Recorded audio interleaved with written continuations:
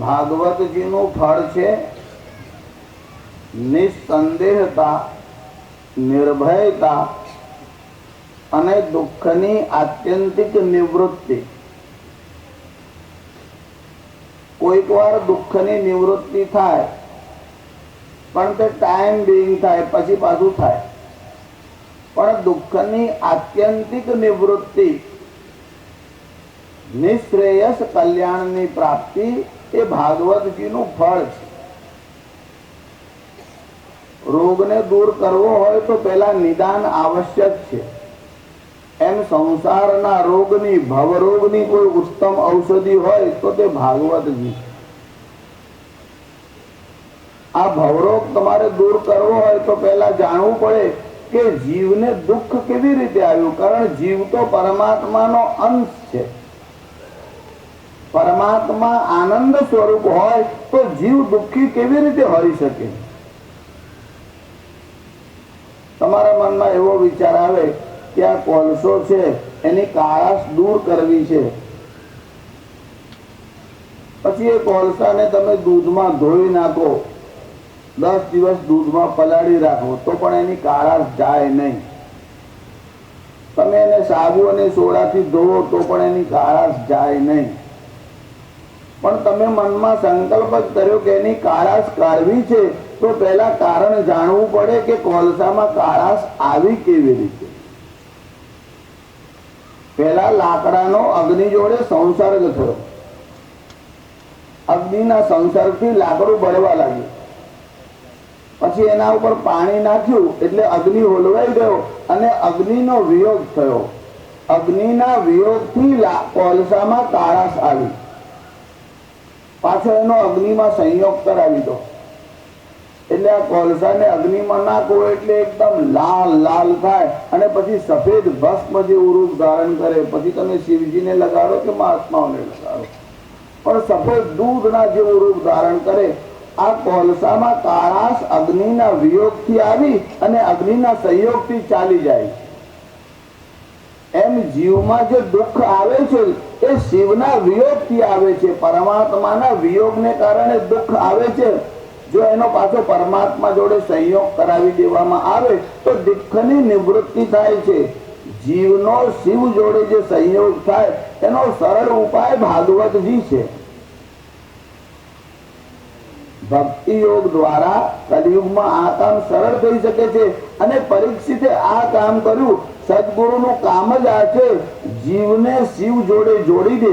એનું નામ સદગુરુ છે. ગુરુ જુદા, લૌકિક શિક્ષા આપે, પેટ ભરવાની કલા શીખવાડે એને પણ ગુરુ કહેવાય છે. એ આર્ટ છે, 64 કલાઓ છે. સાયન્સ એન્ડ આર્ટ પણ 14 વિદ્યાઓ છે. પેટ તો પ્રાણીઓ પણ ભરે છે. પેટ ભરવા માટે પૈસાની જરૂર કેવળ મનુષ્યને પડે છે, બીજી કોઈ યોનિમાં નહીં. 84 લાખ યોનિઓ છે, એમાં 83,99,999 યોનિમાં રૂપિયાની જરૂર પડતી નથી.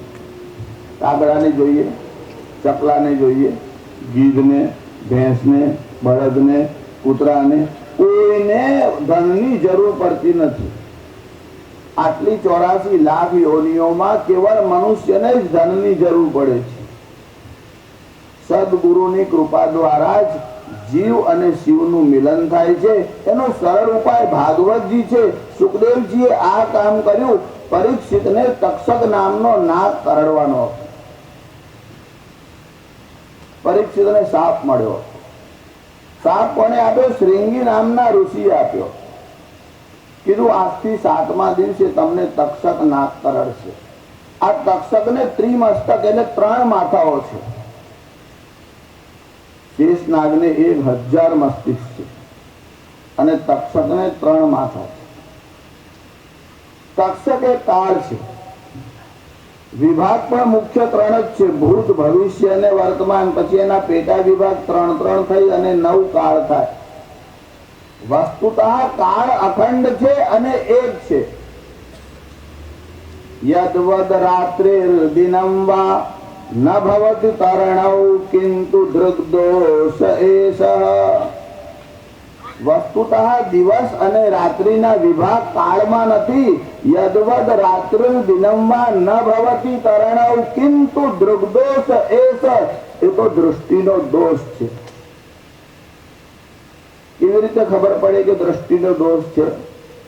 જો તમારી પાસે કોઈ એવું યાન હોય અને તમે સૂર્યલોક ઉપર જાઓ, હવે જે માણસ સૂર્યલોક ઉપર જાય એને રાત્રિની ખબર પડે?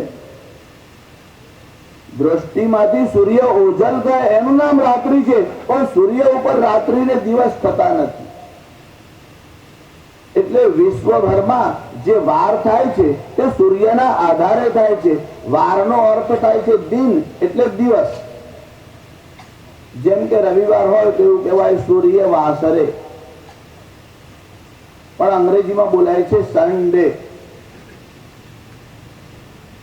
હવે બીજા બધા દેશોમાં અને વિશ્વના બીજા ભૂખંડોમાં વાર આખી દુનિયામાં એક જ ચાલે છે. બધાની તિથિ અને તારીખ જુદા જુદા છે, પણ વાર આખા વર્લ્ડમાં એક જ ચાલે છે.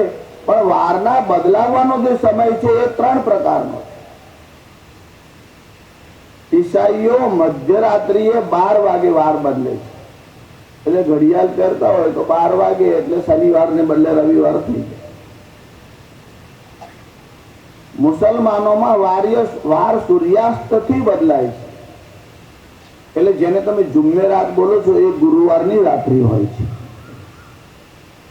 અને હિન્દુઓમાં સૂર્યોદય થી વાર બદલાય છે.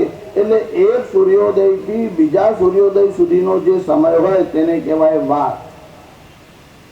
એટલે જ એનું નામ રવિવાસરે, ચંદ્રવાસરે. એટલે સૂર્યનો દિવસ, એના ક્રમ પણ નક્કી છે, એના કારણ પણ નક્કી છે. સૂર્યવાસરે એટલે સૂર્યનો દિવસ. અંગ્રેજીમાં ટ્રાન્સલેશન તો બરાબર જ કરે છે, સન ડે એવું બોલે છે. સન નાઇટ બોલતા નથી, બદલે છે નાઇટમાં. ત્યારે પછી સન ડે શું કામ બોલો છો? દિવસ તો થતો જ નથી. સૂર્ય ઉગે ત્યારે દિવસ થાય. આ તો તમને થોડું વારનું ગણિત કહ્યું. 7 દિવસમાંથી એક દિવસમાં પરીક્ષિતને તક્ષક નાગ કરડશે. જીવ માત્ર ને 7 વારમાંથી એક વાર નક્કી થયો છે તમારા નામે કે આ વારે આપણે જવાનું છે, એવું નક્કી જ છે. બધાના 7 દિવસમાંથી જ એક દિવસ નક્કી. આ પરીક્ષિતને સુખદેવજીની કૃપાથી ઈશ્વરની પ્રાપ્તિ થઈ અને કાળ ઉપર વિજય પ્રાપ્ત કર્યો. સદગુરુનું કામ આ છે, જેને કાળ મારી ન શકે એ સદગુરુની કૃપા છે. એટલે ભગવાન આદ્ય શંકરાચાર્ય એવું લખ્યું કે સદગુરુને આપવા જેવું એક પણ દૃષ્ટાંત આ બ્રહ્માંડની જઠરમાં નથી. દૃષ્ટાંતો નૈવ દૃષ્ટ ત્રિભુવન જઠરે સદગુરુર જ્ઞાનદાતુ. જ્ઞાન આપનાર સદગુરુને આપવા જેવું દૃષ્ટાંત આ 3 ભુવનની જઠરમાં એક પણ નથી. જો કદાચ તમારા મનમાં એવો વિચાર આવે કે આપણે સદગુરુને પારસમણીની ઉપમા આપીએ તો શંકરાચાર્ય ના પાડે. શંકરાચાર્યને કહેવાનું છે કે સ્પર્શ, જો પારસમણીનો સ્પર્શ લોડાને થાય તો પારસમણી લોડાને સોનું બનાવે છે, પણ પારસત્વ આપી દેતો નથી, ખાલી લોડાનું સોનું બનાવે છે. જ્યારે ગુરુ તો સદગુરુ સ્વીયમ સામ્યમ વિધત્તે ભવત નિરૂપમસ્તે નવા લૌકિકોપી. સદગુરુ તો બ્રહ્મવિદ બ્રહ્મૈવ ભવતી. જેમ ગંગા સમુદ્રમાં મળ્યા પછી ગંગાનું નામ અને રૂપ ચાલ્યું જાય અને સમુદ્ર રૂપ બને છે, એમ સદગુરુની કૃપાથી જીવ ઈશ્વરમાં ભળે અને ઈશ્વર સ્વરૂપ થાય છે, એ શિવ સ્વરૂપ થાય છે. એ સામર્થ્ય માત્ર સદગુરુનું. સુખદેવજી નૈષ્ઠિક બ્રહ્મચારી છે અને જે કથા સાંભળવા બેઠા તે પરીક્ષિત, જેનું 7 દિવસમાં મરણ છે, જેનું ટેમ્પરેચર 104 થાય ને તેની પાસે ટીવી કોઈ જોરથી વગાડે તો ચિડાઈને કે બંધ કર. કોઈ લગ્નનું ગીત સંભળાવે તો બંધ કર દે, કેસેટ મારે નથી સાંભળવું. થોડું ટેમ્પરેચર વધે, શરીર અસ્વસ્થ થાય તો પણ ગમતું નથી. જેનું 7 દિવસમાં મરણ છે તેને લગ્નની વાતો ગમે. અને સુખદેવજી જેવા નૈષ્ઠિક બ્રહ્મચારી એની પાસે લગ્નની વાત કરે છે. જો ભગવાનનું જે લગ્ન છે એ સાધારણ લગ્ન નથી, આ રૂક્મિણી અને શ્રી કૃષ્ણનો વિવાહ છે એ જીવ અને શિવનું મિલન છે. એને કહેવાય સ્પિરિચ્યુઅલ મેરેજ, આધ્યાત્મિક વિવાહ. જીવ માત્ર શિવને મળે ત્યારે જ એનું જીવન સંપૂર્ણ સફળ થયું કહેવાય. જીવની યાત્રા ક્યાં સુધી ચાલુ રહેશે? વિશ્વભરના જેટલા પણ પદાર્થ છે એ બધાનો એક જ નિયમ છે, એના ઉદ્ભવ સ્થાનમાં જ્યાં સુધી ન પહોંચે ત્યાં સુધી યાત્રા ચાલુ રહે. તમે પૃથ્વી ઉપરથી એક પથ્થર ઉપાડો, પછી આમ આકાશની તરફ નાખો, બહુ જોરથી નાખો, એ જ્યાં સુધી પાછો આવીને પૃથ્વીને નહીં મળે ત્યાં સુધી એની યાત્રા ચાલુ રહેશે. કારણ એનું ઉદ્ગમ સ્થાન પૃથ્વી છે અને પાછું પૃથ્વીમાં મળે ત્યાં સુધી તમારે એની ગતિ માટે એમાં કશું નાખવાની, ફ્યુઅલ નાખવાની જરૂર નહીં. ઉપર નાખવા માટે પ્રયત્ન કરવો પડે. પૃથ્વી તરફ આવવા માટે આપોઆપ આવે છે, કારણ પૃથ્વી તત્વ પૃથ્વીમાં આવીને જ શાંત થાય. દુનિયાભરના જેટલા પણ જળ છે એ સમુદ્રમાં મળીને જ એની ગતિ શાંત થાય છે. ચાહે તલાવમાં જાય, સરોવરમાં જાય, ગમે ત્યાં હોય, એ બધું પાણી પડે છેલ્લે તો મહાસાગરમાં જ જાય છે. ત્યાં સુધી એની ગતિ શાંત થતી નથી. અગ્નિનું ઉદ્ગમ સ્થાન સૂર્યનારાયણ. દુનિયાભરના અગ્નિ સૂર્યનારાયણ તરફ જાય છે. એટલે તમે મીણબત્તી સળગાવો કે દીવો સળગાવો, પણ એની લો છે ને ઉપરની તરફ જ જાય, સૂર્યનારાયણના તરફ જ જાય. તમે લાકડું સળગાવીને આમ ઉલટું કરો ને તો પણ ફ્લેમ તો ઉપર જ જાય. તમે કહો શાસ્ત્રીજી અમે સોનીના ઘેરે એવું જોયું હતું કે પેલી ફૂંકણી રાખે છે એટલે અગ્નિ આમ આડો જાય, ફૂંક મારે ત્યાં સુધી, ફૂંક બંધ કરે એટલે પાછી લો સીધી જાય. તમારા પ્રયત્નથી આડું જાય, બાકી એ તો ઉપર તરફ જ જાય. બધો જ અગ્નિ સૂર્ય તરફ જાય છે, જળ માત્ર સમુદ્ર તરફ જાય છે, પથ્થર કે માટી બધું પૃથ્વી તરફ આવે છે, અને જીવ માત્ર શિવ તરફ જ જાય છે. જ્યાં સુધી શિવમાં ન મળે ત્યાં સુધી એની યાત્રા ચાલુ રહે. બુદ્ધિમાન માણસ પોતાની યાત્રા અને સમય ટૂંકાવે છે, વ્યર્થ બગાડતો નથી, સીધી યાત્રા કરે છે, અને કોઈ ઘુમાઈ ફિરાવીને જન્મ જન્માંતરના ભટકાવ પછી પરમાત્મા પાસે પહોંચે છે. જીવ માત્રનું ગંતવ્ય સ્થાન પરમાત્મા જ છે. એટલે લક્ષ્ય સ્પષ્ટ હોવું જોઈએ કે મનુષ્ય જન્મ શાને માટે. લાઈન કરો ક્લિયર. જીવનમાં નો ફિયર. ભગવાન તમારી નિયર, તમે ભગવાનના ડિયર, તમે કહેવાઓ ક્લેવર, ભલે તમે હો ડ્રાઈવર. તમે શું કામ કરો છો તે નહીં, જીવ માત્ર પરમાત્માને પહોંચે ત્યારે જ યાત્રા પરિપૂર્ણ થાય. ભલે તમે હો ડ્રાઈવર, એ તો ખાલી રૂપકના માટે કહું છું. હા, એનું કારણ આ ડ્રાઈવર હોય ને એ સાક્ષાત વિષ્ણુ જેવો હોય. તમે સત્યનારાયણની કથામાં સાંભળો છો ને કે ભગવાન વિષ્ણુના હાથમાં શંખ, ચક્ર, ગદા, પદ્મ, વનમાલા, વિભૂષિતમ. એમાં ડ્રાઈવર પણ છે ને, પહેલા તો પેલો શંખ જેવા હોર્ન રાખતા હતા, હવે જાત જાતના નીકળ્યા છે, એનું નામ જ શંખ, હોર્ન. પછી ચક્ર એટલે એના હાથમાં જ હોય છે, આમ સ્ટેરિંગ હોય છે. ગદા રાખે જ છે, ખાલી ઉલટી હોય છે, ગીરનો ભાગ હોય ને ગદા જેવું હોય, ઉલટો હોય. શંખ, ચક્ર, ગદા અને પદ્મ કહેતા જો બ્રેક પર પગ ન જાય તો અચ્યુતમ કેશવમ તાત્કાલિક મોક્ષ આપે. વિષ્ણુ કદાચ વાર લગાડે, આ તાત્કાલિક લગાડે. ત્યારે અહીં દસમ સ્કંદમાં ભગવાનના વિવાહની કથા આવી. શ્રી ભાગવત ભગવાન. આ દસમ સ્કંદના 80મા અધ્યાયમાં સુદામાના ચરિત્રની કથા છે. ભગવાનના યજ્ઞોપવિત સંસ્કાર થયા પછી ભગવાન સાંદીપનીના આશ્રમમાં અવંતી એટલે આજે જેને ઉજ્જૈન કહેવાય છે ત્યાં ભણવા માટે ગયા. જો ભગવાનના સંસ્કાર લીલા માટે છે, ભગવાનને ભણવાની આવશ્યકતા નથી. સદગુરુની મહિમા બતાવવા માટે ભગવાન ભણવા ગયા.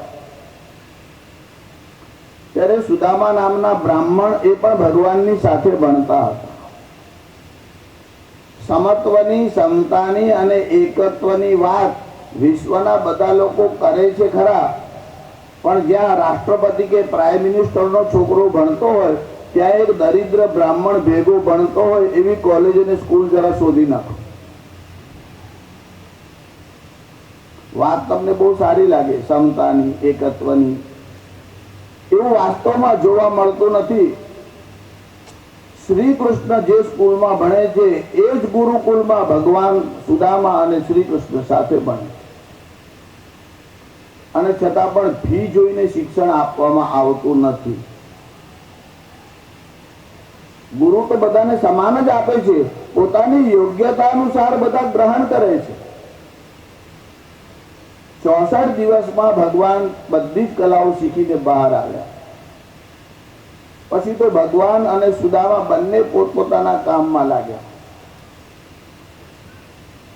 જો એક ભાગવતજીની કથા છે, અથવા ઇતિહાસ કહીએ તો હરિવંશ પુરાણમાં એક કથા આવે છે સુદામાથી. એક આ મિત્રોની કથા છે. એવી જ કથા મહાભારતમાં આવે છે, અને તે મિત્ર એટલે કોણ? દ્રોણ અને દ્રુપદ. તુલસીદાસજી કહે છે કે તમારી મૈત્રી કેવી છે એ તો આપત્તિ આવે ત્યારે ખબર પડે. આ 4 વસ્તુની પરીક્ષા આપત્તિમાં થાય છે. ધીરજ, ધર્મ, મિત્ર, અરુનારી. ધીરજ, ધીરજ, ધર્મ, મિત્ર, અરુનારી. ધીરજ, ધર્મ, મિત્ર, અરુનારી. આપદ કાલ પર પ્રિયઉચારી. આપદ કાલ પર પ્રિયઉચારી. આપદ કાલ પર ઉચારી. આપદ કાલ પર ઉચારી. આપત્તિ આવે ત્યારે જ આ 4ની પરીક્ષા થાય છે. ધીરજ, તમારામાં ધૈર્ય કેટલું છે? ધૈર્ય અને પ્રમાદ બે જુદી વસ્તુ છે. એક શિક્ષકે વિદ્યાર્થીને બોલાવી કીધું કે આ લેટર છે જરા ડ્રોપ કરી દેજો. લાવો સાહેબ, ગજવામાં મૂક્યો. 2-4 દિવસ થયા એટલે પેલા વિદ્યાર્થીને જોયો એટલે સાહેબે બોલાવ્યો, એ આમાં પેલો લેટર ડ્રોપ કર્યો. સાહેબ તમે તો બહુ અજીરા, બહુ ઉતાવળિયા. મારી પાસે જ જે નાખી દીધી શાંતિથી, બધું ધીરજથી થાય. આવું ઉતાવળમાં કોઈ કામ થાય નહીં. ઉતાવળ હોય તો લો તમે જાતે નાખી દેજો, 4 દિવસ પછી ગજામથી કાઢીને પાછવા. આને ધીરજ કહેવાય કે પ્રમાદ કહેવાય? ધૈર્ય જુદું છે અને પ્રમાદમાં ભેદ છે. ધીરજ, ધર્મ, ધૈર્યની વાત છે. તમારામાં ધૈર્ય કેટલું છે? તમારામાં ધર્મ માટેની નિષ્ઠા કેવી છે? ધીરજ, ધર્મ, મિત્ર, તમારો સાચો મિત્ર કોણ છે? અરુનારી એટલે પત્ની. આ 4ની પરીક્ષા આપત્તિમાં થાય છે. જેવું શ્રી કૃષ્ણ અને સુદામા એક જ ગુરુકુળમાં ભણતા હતા, એવું જ આચાર્ય દ્રોણ અને દ્રુપદ એ બંને એક જ ગુરુકુળમાં ભણતા હતા. ભરદ્વાજના પુત્ર છે દ્રોણ. એમની સ્મૃતિ મેધા બહુ સુંદર છે. ગુરુ પાસેથી જે ભણે એક જ વાર ભણે એટલે એમને યાદ રહી જાય. એટલે પોતે ભણે અને પછી ભણ્યા પછી દ્રુપદને ભણાવે. દ્રુપદ રાજપુત્ર છે. સાથે ભણતા હતા, એટલી બધી મૈત્રી હતી. એટલે દ્રુપદે કહ્યું કે તમે મારું આટલું બધું ધ્યાન રાખો છો, તમે ગુરુ પાસેથી ભણીને મને ભણાવો છો, હું જ્યારે અધ્યયન પછી ઘેર જઈશ, આ પાંચાલ નરેશ છે અને રાજ્ય ગાદી મારા હાથમાં આવે ત્યારે દ્રોણ, એ રાજ્ય ભલે હું નામનો રાજા છું પણ એ તમારું જ રાજ્ય છે એવું સમજજો. પછી અધ્યયન પૂરું થયું. બંને પોતપોતાના ઘરે ગયા. આચાર્ય દ્રોણ અહીંયા પાંડવોને અને કૌરવોને વિદ્યા ભણાવવાના માટે આવ્યા, અને આ દ્રુપદ પોતાને ઘેર ગયા. પણ આ દ્રોણાચાર્ય ભણાવવા ગયા એ પહેલા એવા પક્ષમાં નહોતા. ટ્યુશનનો આરંભ દ્રોણાચાર્યથી થયો કે રાજપુત્રોને સામે ચાલીને ભણાવવા માટે ગયા. બાકી જેને ભણવું હોય તે આવે, ગુરુ સામે શા માટે જાય? વશિષ્ઠ કોઈ દિવસ રાજપુત્રોને ભણાવવા ગયા નહીં. વશિષ્ઠને ત્યાં રાજપુત્રોએ જવાનું. પણ એક નિમિત્ત એવું બન્યું. આચાર્ય દ્રોણ, એમના પત્નીનું નામ કૃપી હતું, તે કૃપાચાર્યના બહેન થાય. કૃપી સાથે એમનો વિવાહ થયો, એનાથી એક સંતાન થયું, એનું નામ હતું અશ્વત્થામા. આ બાળક નાનો હતો. એકવાર એને ઘરમાં દૂધ માંગ્યું. પણ આચાર્ય દ્રોણની આર્થિક સ્થિતિ સારી નહોતી, ઘરમાં દૂધ નહોતું. એક ગાય આ આચાર્ય દ્રોણને ઘેરે નહોતી. છોકરો જીદ કરવા લાગ્યો, દૂધ આપો. એની માએ કીધું, દીકરા સાંજે આપીશ. કીધું, ના માં, મને ભૂખ લાગી છે, મને હમણાં દૂધ આપો. છોકરાને રાજી કરવા, શાંત કરવા માટે આ કૃતિએ શું કર્યું, ઘરમાં થોડો લોટ પડ્યો હતો તે આમ લીધો, એમાં આમ પાણી નાખ્યું અને આમ ભેળવીને કીધું કે લે દીકરા, આ દૂધ છે. એટલામાં આચાર્ય દ્રોણ ત્યાં આવી પહોંચ્યા. આચાર્ય દ્રોણે આ દૃશ્ય જોયું. દૃશ્ય જોતા જ દ્રોણનું શરીર કાંપી ગયું. એના મનમાં એવું થયું કે મારી આવી સ્થિતિ કે હું મારા બાળકને દૂધ પણ આપી શકતો નથી. જે સાક્ષાત ધનુર્વેદના અવતાર છે, યમરાજ પણ જેની સામે ઉભા હોય, પણ જેના હાથમાં શસ્ત્ર હોય તો યમરાજ કે કાર જેને જીતી ન શકે એવું જેનું સામર્થ્ય છે, એ આચાર્ય દ્રોણની આંખમાં પાણી આવ્યું. પોતાની જાત માટે દ્રોણાચાર્યને ધિક્કાર નિર્માણ થયો કે આટલી બધી વિદ્યા મારી પાસે અને હું આટલું ધન ન કમાવી શક્યો. દ્રોણ પોતાને સંબોધન કરીને કહેવા લાગ્યા, દ્રોણમ ધ્રુષ્ટ ધનિનમ યોધનમ નાધિગચ્છતિ તિષ્ઠોદકમ સુતો યસ્ય હિત્વા ક્ષીરસ્ય તૃષ્ણયા. અરે ધન રહી દ્રોણ, તારી જાતને ધિક્કાર છે કે તિષ્ઠોદકમ સુતો યસ્ય, તું આ બાળકને દૂધ આપી શકતો નથી, લોટમાં ભેળવેલું પાણી પાઈશ. મનમાં વિચાર કર્યો કે ધન તો કમાવું જ જોઈએ, આટલી સ્થિતિ તો હોય કે કોઈની પાસે માગવું ન પડે. પછી કથા તો મહાભારતમાં તો બધી વિસ્તારથી આવે છે, પણ ભીષ્મ પિતામહ ત્યાં આવતા હોય છે, એમને ગુરુની આવશ્યકતા છે. આચાર્ય દ્રોણ પાસે પ્રસ્તાવ મૂકે છે અને કહે છે તમે રાજપુત્રોને ભણાવો. અને આચાર્ય દ્રોણ રાજપુત્રોને ભણાવવા માટે તૈયાર થયા. દ્રોણાચાર્યના બારામાં નિંદા કરવાનું કામ બહુ સહેલું છે, પણ આચાર્ય દ્રોણ જેવી સ્થિતિ હોય કે ઘરમાં એક રૂપિયો ન હોય ત્યારે ખબર પડે કામ કેવી રીતે થાય છે. આચાર્ય દ્રોણ ધનના દાસ છે, અર્થસ્ય પુરુષો દાસ, અને રાજકુમારોને ભણાવવા ગયા. આ શિક્ષકોની પડતી થઈ. આવું બોલવાનું સહેલું છે, પણ તમારા જીવનમાં એવો પ્રસંગ આવે ત્યારે ખબર પડે કે તમારી નિષ્ઠા કેવી અને કેટલી. આચાર્ય દ્રોણ રાજપુત્રોને ભણાવવા તૈયાર થયા. પણ આ ઘટના બની તેના પહેલા આચાર્ય દ્રોણના મનમાં વિચાર આવ્યો કે મારી આવી સ્થિતિ છે, મારો મિત્ર તો રાજા છે, અને દ્રુપદે મને કહ્યું હતું કે જ્યારે જરૂર પડે ત્યારે મારે ત્યાં આવજે, તો હું મારા મિત્રને યાદ કરું તો. અને આચાર્ય દ્રોણ દ્રુપદને મળવા માટે ગયા. હવે સાથે ભણતા હતા, બાલ્યકાળની વાત હતી. હવે યુવાન થયા, પેલો રાજકુમાર નહીં રાજા થયો દ્રુપદ. આચાર્ય દ્રોણ મળવા માટે ગયા. સેવકો બહાર ઉભેલા હતા. કહ્યું કે દ્રુપદને મળવું છે. આપ કોણ છો? કે તમે દ્રુપદને કહો કે કોઈ બ્રાહ્મણ તમને મળવા આવ્યો છે. અંદર રાજાને સમાચાર આપ્યા, કોઈ બ્રાહ્મણ મળવા આવ્યો છે. કીધું એને અંદર બોલાવો. આચાર્ય દ્રોણ અંદર ગયા. દ્રુપદ ઉપર હતા, આમ નીચેની તરફ ઉતરતા હતા. આચાર્ય દ્રોણ સામે ઉભેલા હતા. દ્રોણના તરફ જોઈ અને દ્રુપદે પૂછ્યું, બ્રાહ્મણ દેવતા કોણ છો? ક્યાંથી આવો છો? શું કામ છે? શું કામ છે? આટલું પૂછતા તો દ્રુપદના મનમાં એટલો બધો ક્રોધ આવ્યો કે આ કાલ સુધી મારી પાસે ભણતો હતો અને આજે મારું ઓળખાણ માંગે છે. કોણ છે અને શા માટે આવે છે? ક્રોધ તો બહુ આવ્યો.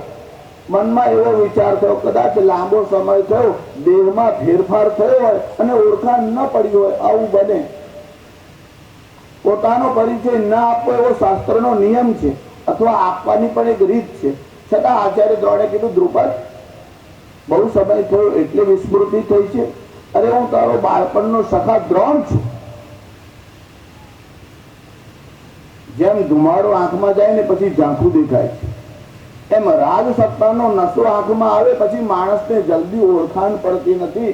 એમ દ્રુપદ આચાર્ય દ્રોણના તરફ જોઈને કહેવા લાગે, દ્રોણ, તમે અને મારા મિત્ર, તમારી અને મારી મૈત્રી સંભળવી શકતી નથી. મૈત્રી તો બરોબરી વાળામાં હોય છે. એ ધન રહી દ્રોણ, રાજાની અને એક સાધારણ બ્રાહ્મણની મૈત્રી હોઈ શકતી નથી.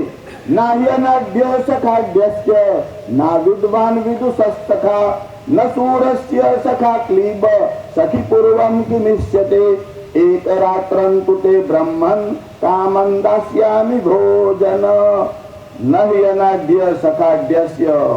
કંગાલ કોઈ દારૂ કરોડપતિના મિત્ર હોતા નથી. ના વિદ્વાન વિદુષ સખા, કોઈ દિવસ મૂર્ખ વિદ્વાનના મિત્ર હોઈ શકતા નથી. ના વિદ્વાન વિદુષ સખા ન સૂરસ્ય સખા ક્લીબ, અને હિજડાઓ કોઈ દિવસ સુરવીરના મિત્ર હોતા નથી. મૈત્રી બરોબર વાળામાં હોય, દ્રોણ તારી અને મારી મૈત્રી સંભવી શકતી નથી. દ્રોણ તે જ ક્ષણે ત્યાંથી નીકળી ગયા. આચાર્ય દ્રોણના મનમાં એટલો બધો ક્રોધ આવ્યો, કદાચ પિતામાં ભીષ્મ એમને લઈ ન જાત અને રાજપુત્રોને ભણાવવાનું કામ ન સોંપત તો જે કામ પરશુરામે કર્યું કે પૃથ્વીને ક્ષત્રિયથી રહિત કરી, એવું કામ આચાર્ય દ્રોણ કરશે. પણ આચાર્ય દ્રોણને ભીષ્મ પિતામાં લઈ ગયા અને કહ્યું કે આ રાજપુત્રોને ભણાવો. પાંડવોને પણ ભણાવ્યા, કૌરવોને પણ ભણાવ્યા, બંને સાથે જ ભણતા હતા. એક બીજો આક્ષેપ આચાર્ય દ્રોણ પર એવો છે કે ભેદભાવ રાખતા હતા. આ એકલવ્ય ભિન્ન જાતિનો હતો એટલે એને ન ભણાવ્યો. હવે એ પ્રસંગ હમણાં છેડતો નથી. પણ આચાર્ય દ્રોણ રાજકુમારોને ભણાવવા લાગ્યા. જયારે ભણાવવા લાગ્યા અને વિદ્યાધ્યયન પૂરું થયું, ગુરુ દક્ષિણાનો સમય આવ્યો એટલે કૌરવો પાંડવો બંને આવ્યા. કહ્યું, ગુરુદેવ દક્ષિણામાં તમને શું આપ્યું? આચાર્ય દ્રોણે કીધું, મારી એવી ઈચ્છા છે કે દ્રુપદને બાંધીને મારી પાસે લાવો. કૌરવો ગયા પહેલા. દુર્યોધને કીધું, આ કામ મને કરવા દો. દ્રુપદ અતિરથી યોદ્ધા છે. 10,000 યોદ્ધાઓ સાથે એકલા લડી શકે તેને કહેવાય અતિરથી. આ દ્રુપદ અતિરથી યોદ્ધા છે. આ કૌરવો જીતી ન શક્યા, બહુ જોશથી ગયા, ઢીલા મોડે પાછા આવ્યા, દ્રોણાચાર્યની સામે આવીને ઉભા રહ્યા. પાંડવોના તરફ જોયું. ભીમસેને યુધિષ્ઠિરને કીધું, મોટા ભાઈ હું એકલો જઈ આવું? યુધિષ્ઠિર કે છે, તને મોકલાય નહીં, કારણ ગુરુની આજ્ઞા એવી છે કે પેલાને જીવતો લઈ આવે, તું જાય તો અનર્થ થાય. અને દ્રુપદને જીવતા લાવવાનું કહ્યું, માટે તને મોકલાય નહીં. પણ તારે જવું હોય તો અર્જુનને સાથે લઈ જા અને હું જોડે આવું. કીધું, મોટા ભાઈ તમે આરામ કરો. ના, હું જોડે જાઉં.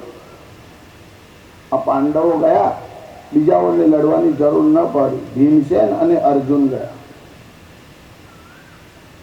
આ પાંડવોના વિવાહ પહેલાની ઘટના છે. પછી તો દ્રુપદની કન્યા સાથે પરણ્યા છે, પણ એના પહેલા દ્રુપદ સાથે યુદ્ધ કર્યું. એટલું જ નહીં, દ્રુપદને યુદ્ધમાં જીતી લીધા અને દ્રુપદને બાંધીને એટલે કેદીની જેમ દ્રુપદને લઈ આવ્યા અને આચાર્ય દ્રોણની સામે ઉભા રાખ્યા. આ તમારી ગુરુ દક્ષિણા. દ્રુપદ પરાભૂત થયા હતા, હાર્યા હતા. આચાર્ય દ્રોણે કીધું, ઓળખાણ પડી. એક રાત્રં તુ તે બ્રહ્મણ કામં દાસ્યામિ ભોજન. બ્રાહ્મણ મારે ઘેર આવે છે તો જમીને જ જાણે મારા પર ઉપકાર કરતો હોય. ન સૂરસ્ય સખા ક્લીબ, હિજડાઓ સુરવીરના મિત્ર હોતા નથી. હજુ તો મારા શિષ્યને મોકલ્યા છે, મેં શસ્ત્ર ઉપાડ્યું નથી. મારા શિષ્યોને જીતવાનું સામર્થ્ય તારામાં નથી. જે ધનુર્વેદનો અવતાર છે આવા આચાર્ય દ્રોણ દ્રુપદના મિત્ર હતા. જ્યારે મિત્ર ઉપર આપત્તિ આવી ત્યારે મિત્રને ભૂલી ગયા. એક મૈત્રીનો ઇતિહાસ આ છે અને એક મૈત્રીનો ઇતિહાસ ભાગવતજીમાં. ભગવાન શ્રી કૃષ્ણ અને સુદામા એક જ ગુરુને ત્યાં રહીને ભણ્યા. પછી તો સુદામાનો વિવાહ થયો. ભગવાનના તો બધા બહુ વિવાહ થયા. ભાગવતજીમાં તો સુદામાના પત્નીનું નામ લખ્યું નથી, પણ અન્ય અન્ય ગ્રંથોમાં એવો ઉલ્લેખ આવે છે કે સુદામાના પત્નીનું નામ સુશીલા. યથા નામ તથા ગુણા, જેવા નામ હતા એવા ગુણ હતા. સુશીલા સારા શીલવાળા. સુદામા પવિત્ર બ્રાહ્મણ છે. વિદ્યાનો ઉપયોગ ધન કમાવા માટે સુદામાએ કર્યો નહીં. અયાચક નામનું વ્રત પાડતા હતા. અયાચક એટલે કોઈની પાસે માગવાનું નહીં. સુદામાની આર્થિક સ્થિતિ સારી નહોતી.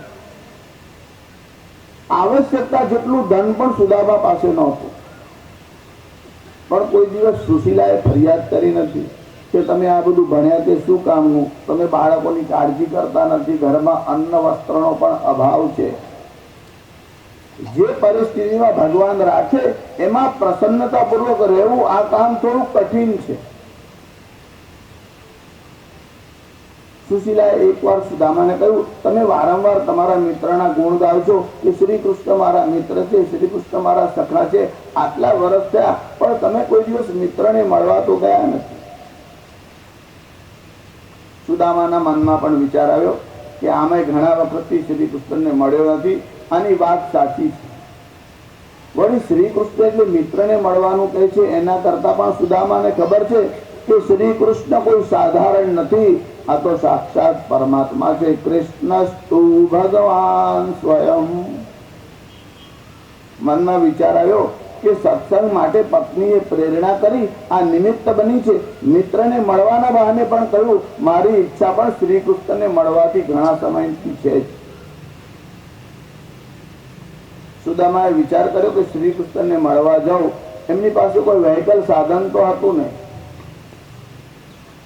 સુદામા જે રહે છે તે પોરબંદરમાં હતા, શ્રી કૃષ્ણ દ્વારિકામાં રહે છે અને પોરબંદર થી દ્વારિકા સુધી જવાનું, અને તે પણ પગપાળા, બીજું કોઈ સાધન નહીં. મિત્રને ત્યાં જવું છે તો ખાલી હાથે કેમ જવું, એવો વિચાર સુદામાના મનમાં આવ્યો. મિત્રને ત્યાં જાઓ, ગુરુને ઘેર જાઓ, બહેન કે ભાણીજને ત્યાં જાઓ ત્યારે ખાલી હાથે ન જાઓ, કંઈક ને કંઈક લઈને જાઓ, શક્તિ અનુસાર લઈને. સુદામાએ મનમાં વિચાર કર્યો, મિત્રને ઘેર જઉં છું, ખાલી હાથે કેમ જઉં, માગવાનું નહીં એવું વ્રત છે. ઘરમાં આવી સુશીલાને પૂછ્યું કે મિત્રને ત્યાં જઉં છું, ખાલી હાથે કેમ જાઉં. એક મુઠ્ઠી કંદુલ હતા તે લઈ અને એક કપડામાં બાંધ્યા, સુદામાને આપ્યા. સુદામા જવા માટે તૈયાર થયા, સ્નાન કર્યું, ધોતી ધારણ કરી અને સુદામાજી ઘરની બહાર આવ્યા. ખભા ઉપર જનોય હતું, પાઘડીનો પ્રશ્ન તો આવતો જ નથી, પૂરા વસ્ત્રનો હતા, પાઘડી તો હોય જ ક્યાંથી. અરે પગમાં પાદુકા પણ નહોતી, હાથમાં એક લાકડી હતી, ખભા ઉપર જનોય હતું. સુદામાજી આમ બહાર નીકળ્યા, એમના પત્ની એમને મૂકવા માટે ઘરના દરવાજા સુધી આમ બહાર આવ્યા. સુદામા ઘરની બહાર આવ્યા, સુશીલા પણ ઘરની બહાર આવ્યા, સુદામાના ચરણોમાં પ્રણામ કર્યા. સુદામા ત્યાંથી શ્રી કૃષ્ણને મળવાની ઈચ્છાથી પ્રસ્થાન કરવા લાગ્યા. સુદામા ગયા, સુશીલા ત્યાં ઉભા હતા, દૂરથી પોતાના પતિને જોતા હતા કે બહુ દિવસથી ઉપવાસ થયો છે, શરીર દુર્બળ છે, ચાલીને ક્યારે પહોંચશે, કેવી રીતે પહોંચશે. મનમાં થોડીક ચિંતા થઈ. એટલામાં સૂર્યનારાયણના દર્શન થયા. સૂર્યનારાયણને પ્રાર્થના કરી, મેં તમને સવારે કહ્યું હતું, આરોગ્યમ ભાસ્કરાદ ઈચ્છિત, જેને હેલ્થ સારી રાખવી હોય તેને સૂર્યની પૂજા કરવી. સુશીલાએ સૂર્યનારાયણને પ્રાર્થના કરી, મેં આજ સુધી તમારી પાસે કાંઈ માંગ્યું, કોઈ દિવસ માગ્યું ન હોય અને માગવાની સ્થિતિ આવે ત્યારે થોડું હૃદયમાં ખેદ થાય છે, દુઃખ થાય છે. મેં આજ સુધી તમારી પાસે કઈ માગ્યું નથી, આજે પહેલી વાર માગું છું, મારા પતિનું સ્વાસ્થ્ય સારું રહે. એ શ્રી કૃષ્ણને મળવાની ઈચ્છાથી જાય છે, એમનું સ્વાસ્થ્ય સારું નથી, એમને ઉપવાસ કરેલો છે, એમનું શરીર બહુ દુર્બળ થયું છે. એમના શરીરમાં એટલી સ્વસ્થતા હોય એ દ્વારકા સુધી પહોંચી શકે એવી મારી ઈચ્છા છે. સૂર્યનારાયણને પ્રાર્થના કરી. સુદામાજીને દૂર સુધી આમ જોતા રહ્યા. સુદામાજી આમ ચાલવા લાગ્યા. ચાલતા ચાલતા થોડેક દૂર ગયા. મનમાં વિચાર આવ્યો કે થોડોક વિશ્રામ કરી અને પછી આગળ જવું. એક વૃક્ષ હતું, એના મૂળમાં સુદામાજી બેસી ગયા. એક તો થોડા દિવસના ઉપવાસ હતા, શરીર તો સુદામાનું પહેલાથી જીર્ણ હતું અને થાક ખાવાની ઈચ્છાથી વૃક્ષના મૂળમાં બેઠા, પણ થાકને કારણે અને ભૂખને કારણે સહેજ ઊંઘ આવી ગઈ.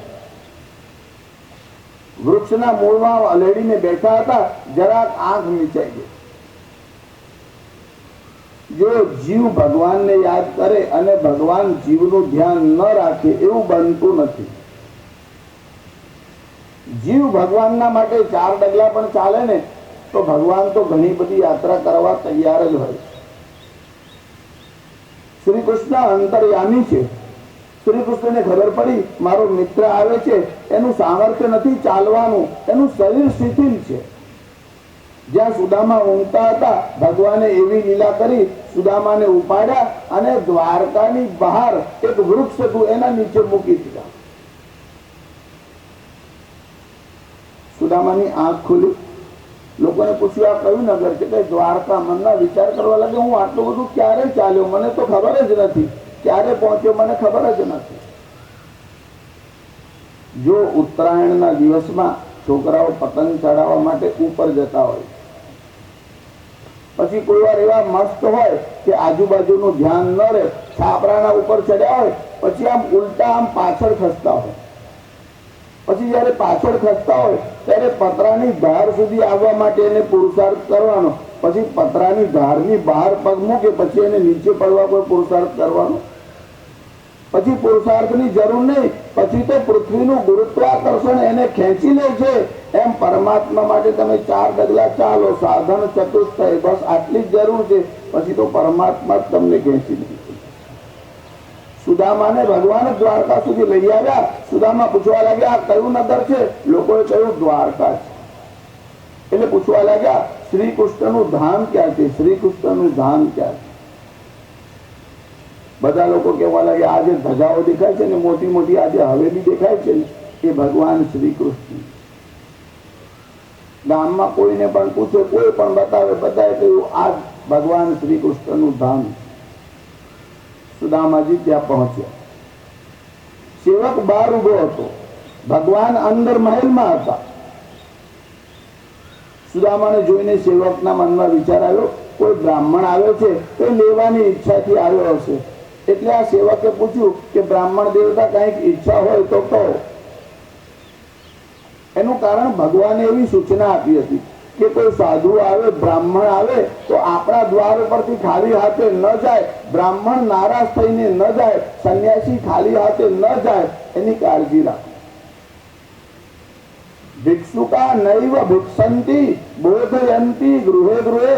ભિખારીઓ ભીખ માંગતા નથી, ઘેર ઘેર બોધ આપે છે. દીયતામ દીયતામ લોકા અદાતુ ફલમિદ્રશમ. એ લોકો કઈક દાન કરો, અમે ગયા જન્મમાં દાન નથી કર્યું તેનું આ ફળ જુઓ કે ભીખ માંગવાની દશા આવી. સત્કર્મ સાથે આવે છે. ભિખારીઓ ભીખ માંગતા નથી, બોધ આપે. ભગવાનની આજ્ઞા હતી સાધુ બ્રાહ્મણ આવે એનું સન્માન કરો. એટલે સેવકે કીધું બ્રાહ્મણ દેવતા કઈ જોઈએ તો આપો. સુદામાએ કહ્યું હું કઈ લેવા આવ્યો નથી, હું તો શ્રી કૃષ્ણને આપવા આવ્યો. આ દ્વારપાળ જોવા લાગ્યો, આ બ્રાહ્મણ એવું કહે છે શ્રી કૃષ્ણને આપવા આવ્યો છે. એના પગમાં જૂતા નથી, માથે પાઘડી નથી, વસ્ત્રના ઠેકાણા નથી, જનોય મેલી દેખાય છે, થાકેલો દેખાય છે, શરીર ઉપર પસીનો દેખાય છે. ભગવાનને આપવા આવ્યો. પણ ભગવાનની સૂચના હતી કે દિવસ દરમિયાન કઈ પણ દાન આપો એ તમારે બધું સાંજે લખાઈ દેવાનું અને હિસાબમાં ખર્ચ પાડી દેવાનું. પણ ભગવાને આવી છૂટ આપેલી. હા, તમારે તમારા સેવકોને આપવી કે નહીં એ વિચાર તમે કરજો. એનું કારણ ભગવાનના સમયમાં સેવકો જેટલું આપતા એટલું જ લખાવતા હતા.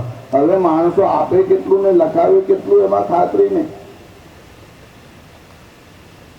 એટલે આ બ્રાહ્મણ દેવતા સાથે સંવાદ થતો હતો અને ભગવાનને સમાચાર આપવા આ સેવક અંદર આવ્યો. કીધું બહાર કોઈ બ્રાહ્મણ આવ્યો છે, આપને મળવા માટે આવ્યો. કોઈ બ્રાહ્મણ બહાર આપને મળવા માટે આવ્યો છે. એટલે ભગવાને પૂછ્યું કોણ છે, ક્યાંથી આવે છે? સેવક સમાચાર આપવા લાગ્યો.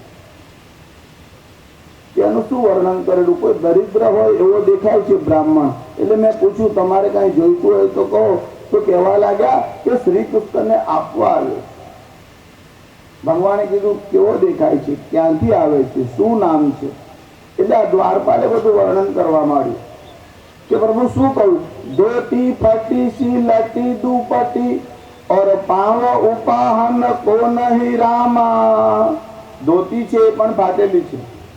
ધોતી ફટીસી લટી દુપટી, પગમાં પહેરવા માટે જૂતા નથી.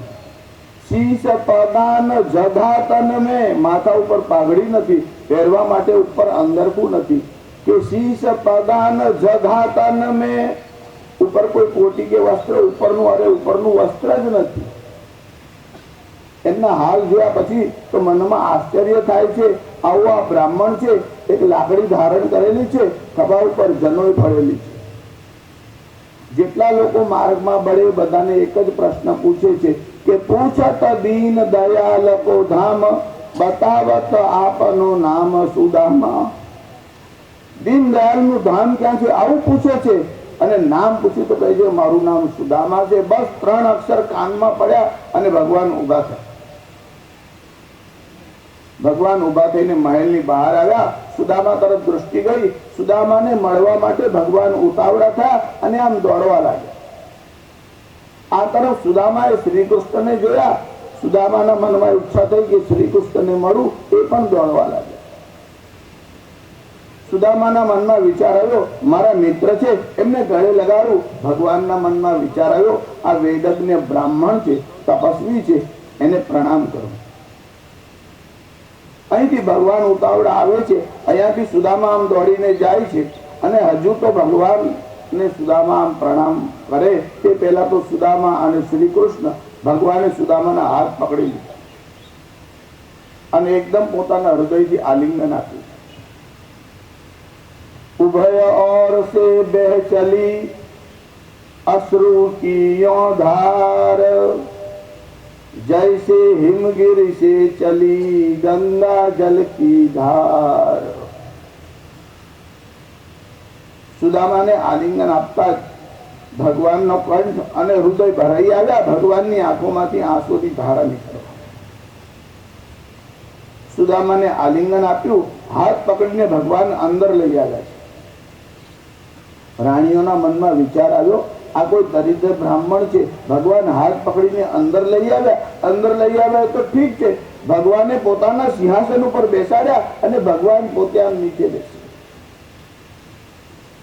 રાણીઓને આજ્ઞા કરી મારો મિત્ર આવ્યો છે, બહુ થાક્યો હોય એવો દેખાય છે, એક કામ કરો એના ચરણ પખાડવા માટે જળ લાવો. અને રાણીઓ અંદરથી સુદામાના પગ ધોવાના માટે જળ એક સુવર્ણની પરાતમાં લઈને આમ બહાર આવવા લાગી. રાણીઓને આવવામાં જરા વાર થઈ. હજુ તો પરાત લઈને આવે ત્યાં તો ભગવાને શું કર્યું, જળની પરાત તો ત્યાં મૂકી પણ હાથ લગાડવાની જરૂર ન પડી કે પાણી પરાત કો હાથ છોયો નહીં, નૈનન કે જલ સે પદ ધોએ. ભગવાને પોતાના આંસુઓથી જ સુદામાના ચરણ ધોઈને એમના પગ ભગવાન સાફ કરવા લાગ્યા. ત્યાં ચાલીને આવ્યા છે, પાદત્રાણ પહેર્યા નથી, ઘણા બધા કાંટા લાગેલા છે.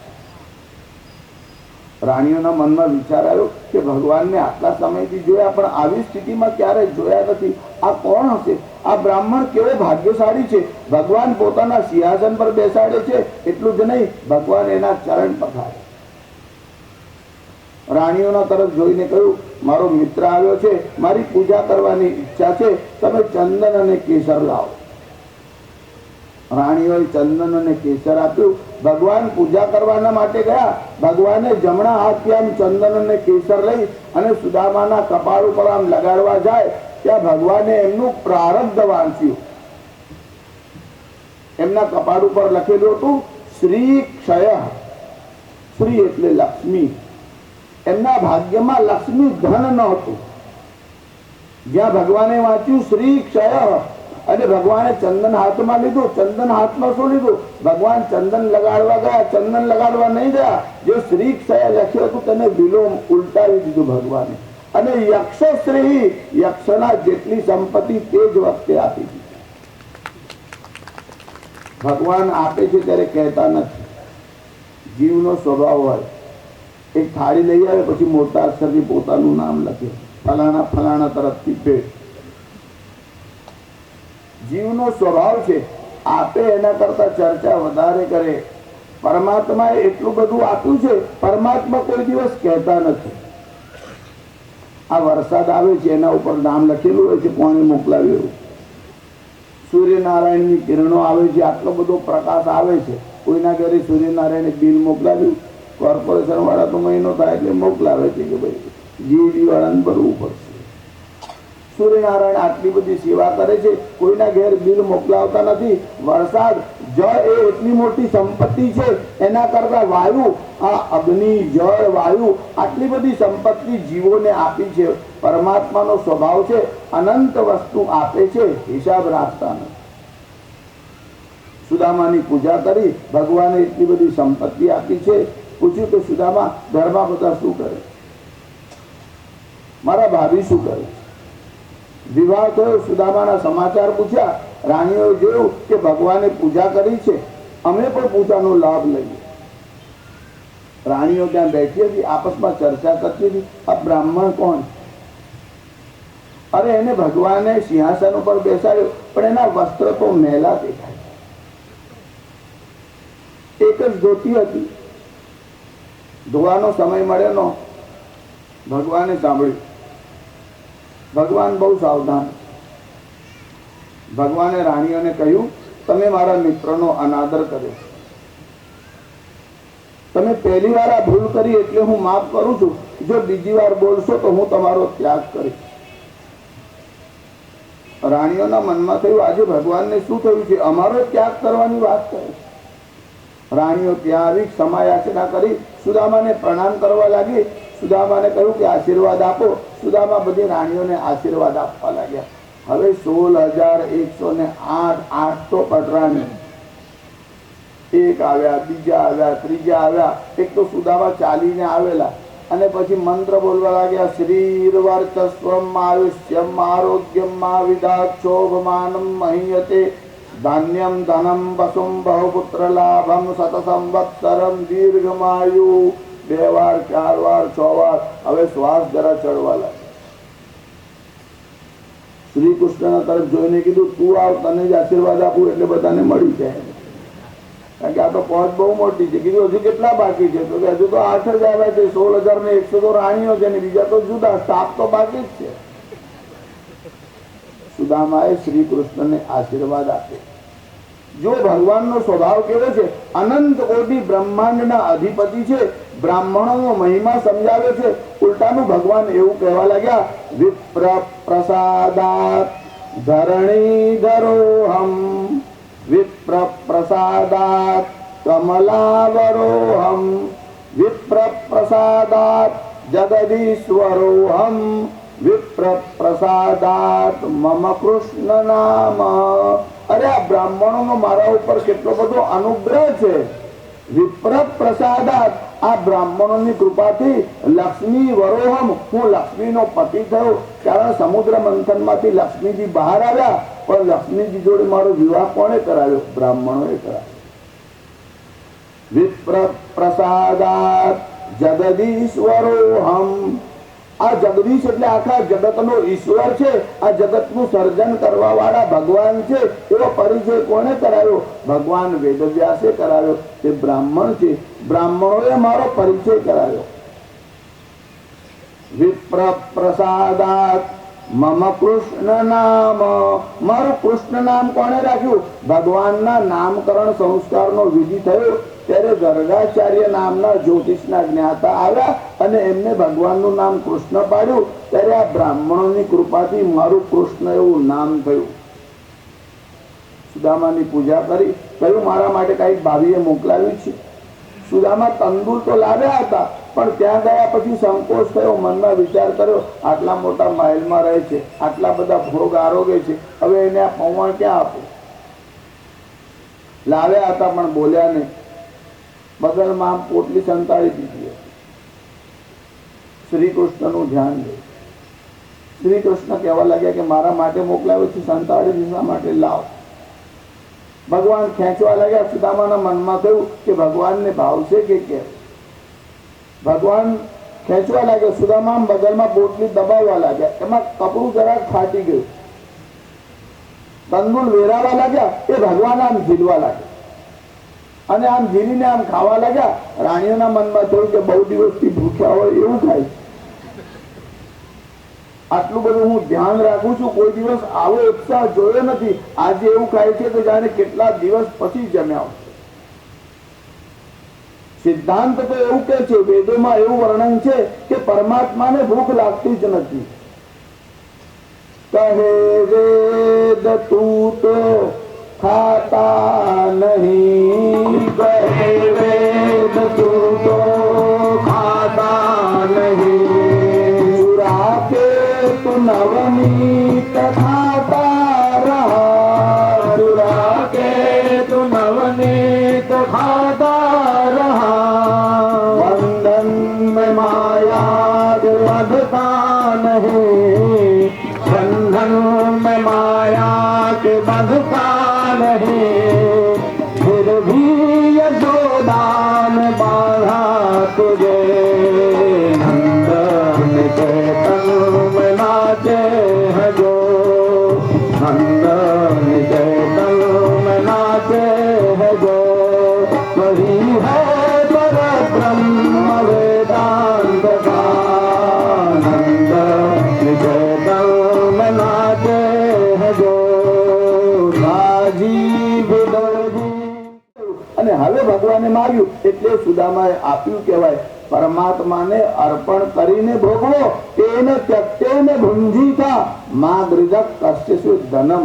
આ ધન સંપત્તિ કોની છે એ સંબંધી ઉપનિષદોમાં બહુ વિચાર છે.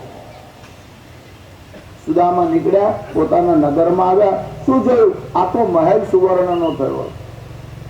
એટલી બધી સંપત્તિ ભગવાને સુદામાને આપી. એટલા બધા સેવકો હતા, દાસ દાસીઓ, બધા સુદામાનો સત્કાર કરવા માટે આવ્યા. જો સુદામાની સંપત્તિ વધી પછી સુદામાની ભક્તિ વધી છે. સુદામાના મનમાં વિચાર આવ્યો, આટલી બધી સંપત્તિ છે, એવું ન થાય કે આ સંપત્તિના પ્રભાવમાં પરમાત્માને ભૂલી જાઉં. એટલે પરમાત્માનું ચિંતન, ધ્યાન, મનન વધારે કરવા લાગ્યા. સાધારણ જીવનો સ્વભાવ એવો છે, સંપત્તિ વધે તેમ ભગવાનથી દૂર થતો જાય છે. સુદામાની સંપત્તિ વધી પછી સુદામાની ભક્તિ વધી. પછી વેદસ્તુતિનો વિષય આવ્યો, 90 અધ્યાય છે. પછી એકાદશ સ્કંદમાં બધો તત્વજ્ઞાનનો વિચાર છે. ભાગવતજી માટે તો બધો બહુ સમય જોઈએ. ખાલી 11મા સ્કંદનો વિચાર કરવો હોય તો 31 દિવસ ઓછામાં ઓછા જોઈએ. 31 અધ્યાય છે, રોજ એક એક અધ્યાયનો વિચાર કરો તો પણ 31 દિવસ લાગે. એકનાથી ભાગવત તો બહુ સુંદર છે, એમાં એકાદશ સ્કંદનો બહુ વિચાર છે. શ્રીધર સ્વામીએ પણ એના પર અદ્ભુત ટીકા લખી છે. એમાં 9 યોગેશ્વરોની કથા છે. આ યોગેશ્વરોનો જે સંવાદ છે એ તત્વજ્ઞાનથી પરિપૂર્ણ છે. આ જે 9 યોગેશ્વરની કથા જે છે ને, એ જ યોગેશ્વરો બીજું રૂપ લઈને આવ્યા છે. તમે લોકો નાથ સંપ્રદાયમાં કોઈ વાર અધ્યયન કરવા માટે ગયા હોય, એમનું જે સાહિત્ય છે એમાં નવનાથ છે તે કોણ છે? આ 9 યોગીશ્વરો નવનાથ થઈને આવ્યા છે. એમનો જે સંવાદ થયો છે એમાં જુદા જુદા સબ્જેક્ટ છે અને એમાં બહુ સુંદર વર્ણન કરવામાં આવ્યું છે. ભગવાન દત્તાત્રેયનો અને યદુનો પણ સંવાદ છે, એમાં પણ ગુરુની મહિમા છે તેનો વિચાર કરવામાં આવ્યો. આજે યોગીશ્વર છે, કવિર હરિર અંતરિક્ષ પ્રબુદ્ધ પીપલાયન આવિર્હોત્રોથ દ્રુમિલ ચમસત્તર ભાજન. આ 9 યોગેશ્વર છે, એના સંવાદમાં બધા વિષયો છે. પછી તો દત્ત અને યદુનો સંવાદ છે. ભગવાન દત્ત એ અવધૂત શિરોમણી છે. એમને ગુરુની મહિમા પોતાના ચરિત્ર દ્વારા બતાવી. એક બે નહીં, એમને 24 ગુરુઓ કર્યા છે. જેની પાસેથી જે શીખવા મળે તે લેવું જોઈએ. સારમ ગ્રહથી પંડિતા, બુદ્ધિમાન એ છે કે સાર લઈ લે છે. આ દત્તાત્રેય 24 ગુરુ બનાવ્યા હતા. એમાં જે 5 તત્વ છે એ પણ 5 ગુરુ છે. આકાશને ગુરુ બનાવ્યો. આકાશનો ગુણ વ્યાપક છે અને નિસંગપણું એ આકાશનો ગુણધર્મ છે. એ આકાશના પાસેથી શીખ્યા. એટલે વરસાદ પડે પણ આકાશ પલળતું નથી, અને અગ્નિની જ્વાળા નીકળે તો આકાશ ગરમ થતું નથી. આકાશ પલળતું નથી, આકાશ સુકાતું નથી. આકાશ નિસંગ છે, આત્મા પણ અસંગ છે. આવી વાત આકાશના પાસેથી શીખ્યા.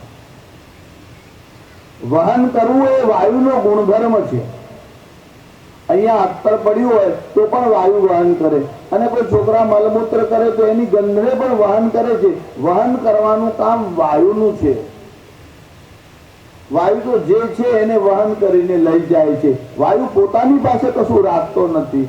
અકિંચન રહેવું એવો ગુણધર્મ વાયુની પાસેથી શીખ્યા.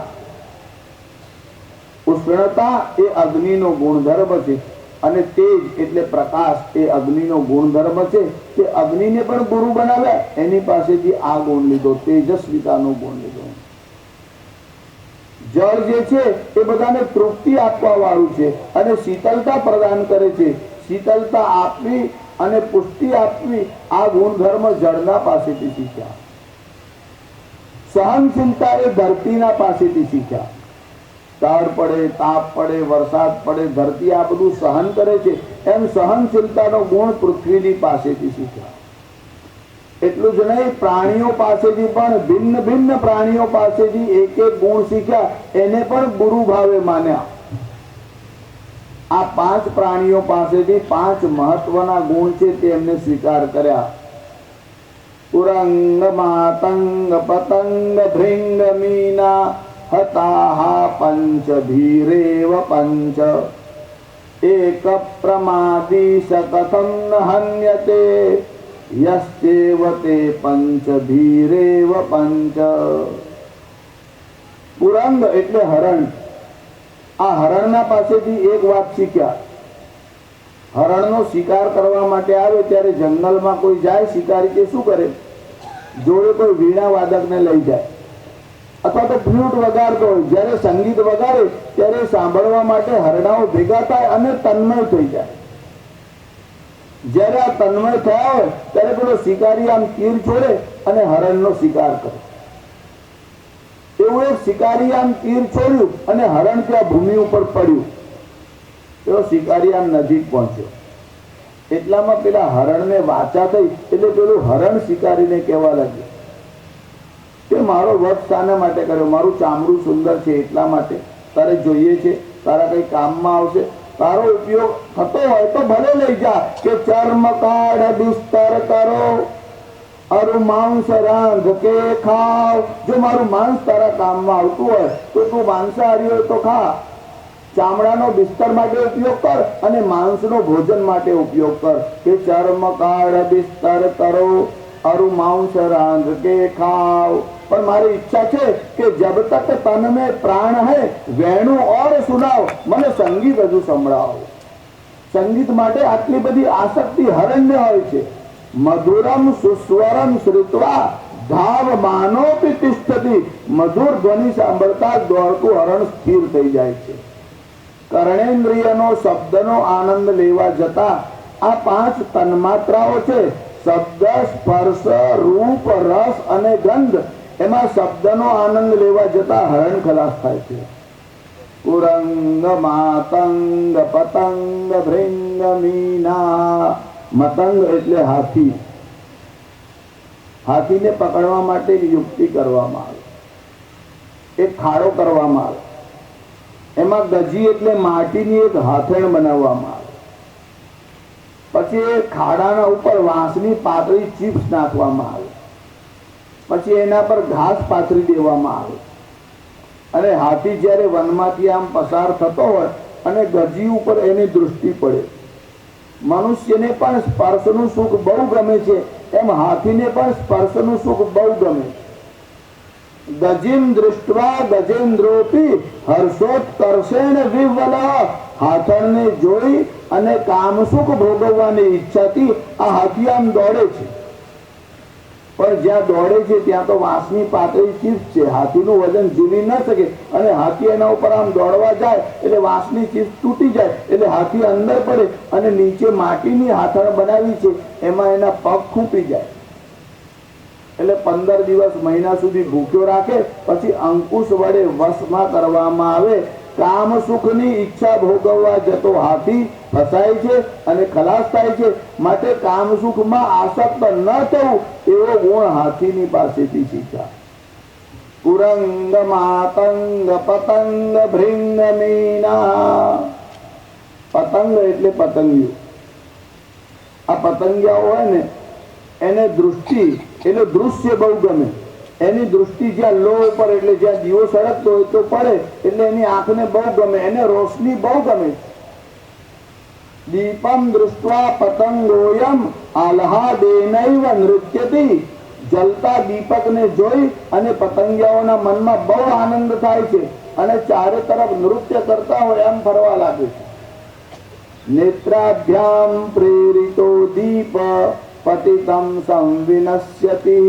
એ લોના ઉપર આમ ફરે અને એના ઉપર જ પડી અને છેવટે મરણ પામે.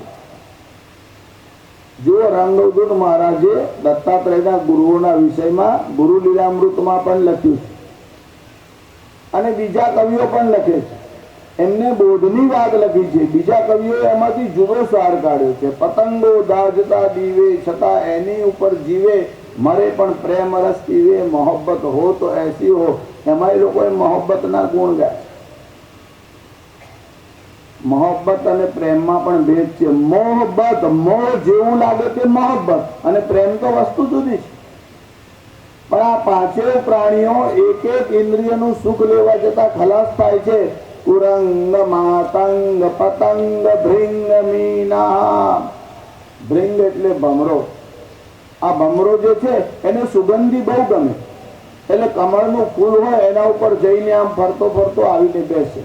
સંધ્યાકાળનો સમય હતો અને એક ભમરો આવીને કમળના ફૂલના ઉપર આમ બેસે. સૂર્યનો ઉદય થાય ત્યારે કમળ ખીલે છે અને સૂર્યનો અસ્ત થાય એટલે કમળ પાછું મુરઝાઈ જાય. આ ભમરો જે હતો કમળના ફૂલની ઉપર બેઠો એટલામાં સૂર્યનારાયણ અસ્ત થયા અને કમળ આમ બીડાવા લાગ્યું. આ ભમરો અંદર હતો અને કમળ બંધ થઈ ગયું. આમ તો ભમરાની તાકાત બહુ, લાકડું હોય ને એમાં છેદ કરે પણ કમળના પાનને છેદી શકતો નથી. પ્રેમનું બંધન જ એવું છે કે મધુકર રસ પીવા જાતો, કમલમાં કેદ પૂરાતો, મુઝાતો ये फना था तो मोहब्बत हो तो ऐसी हो. હું તમને બંને કાવ્ય કહેતો જાઉં છું.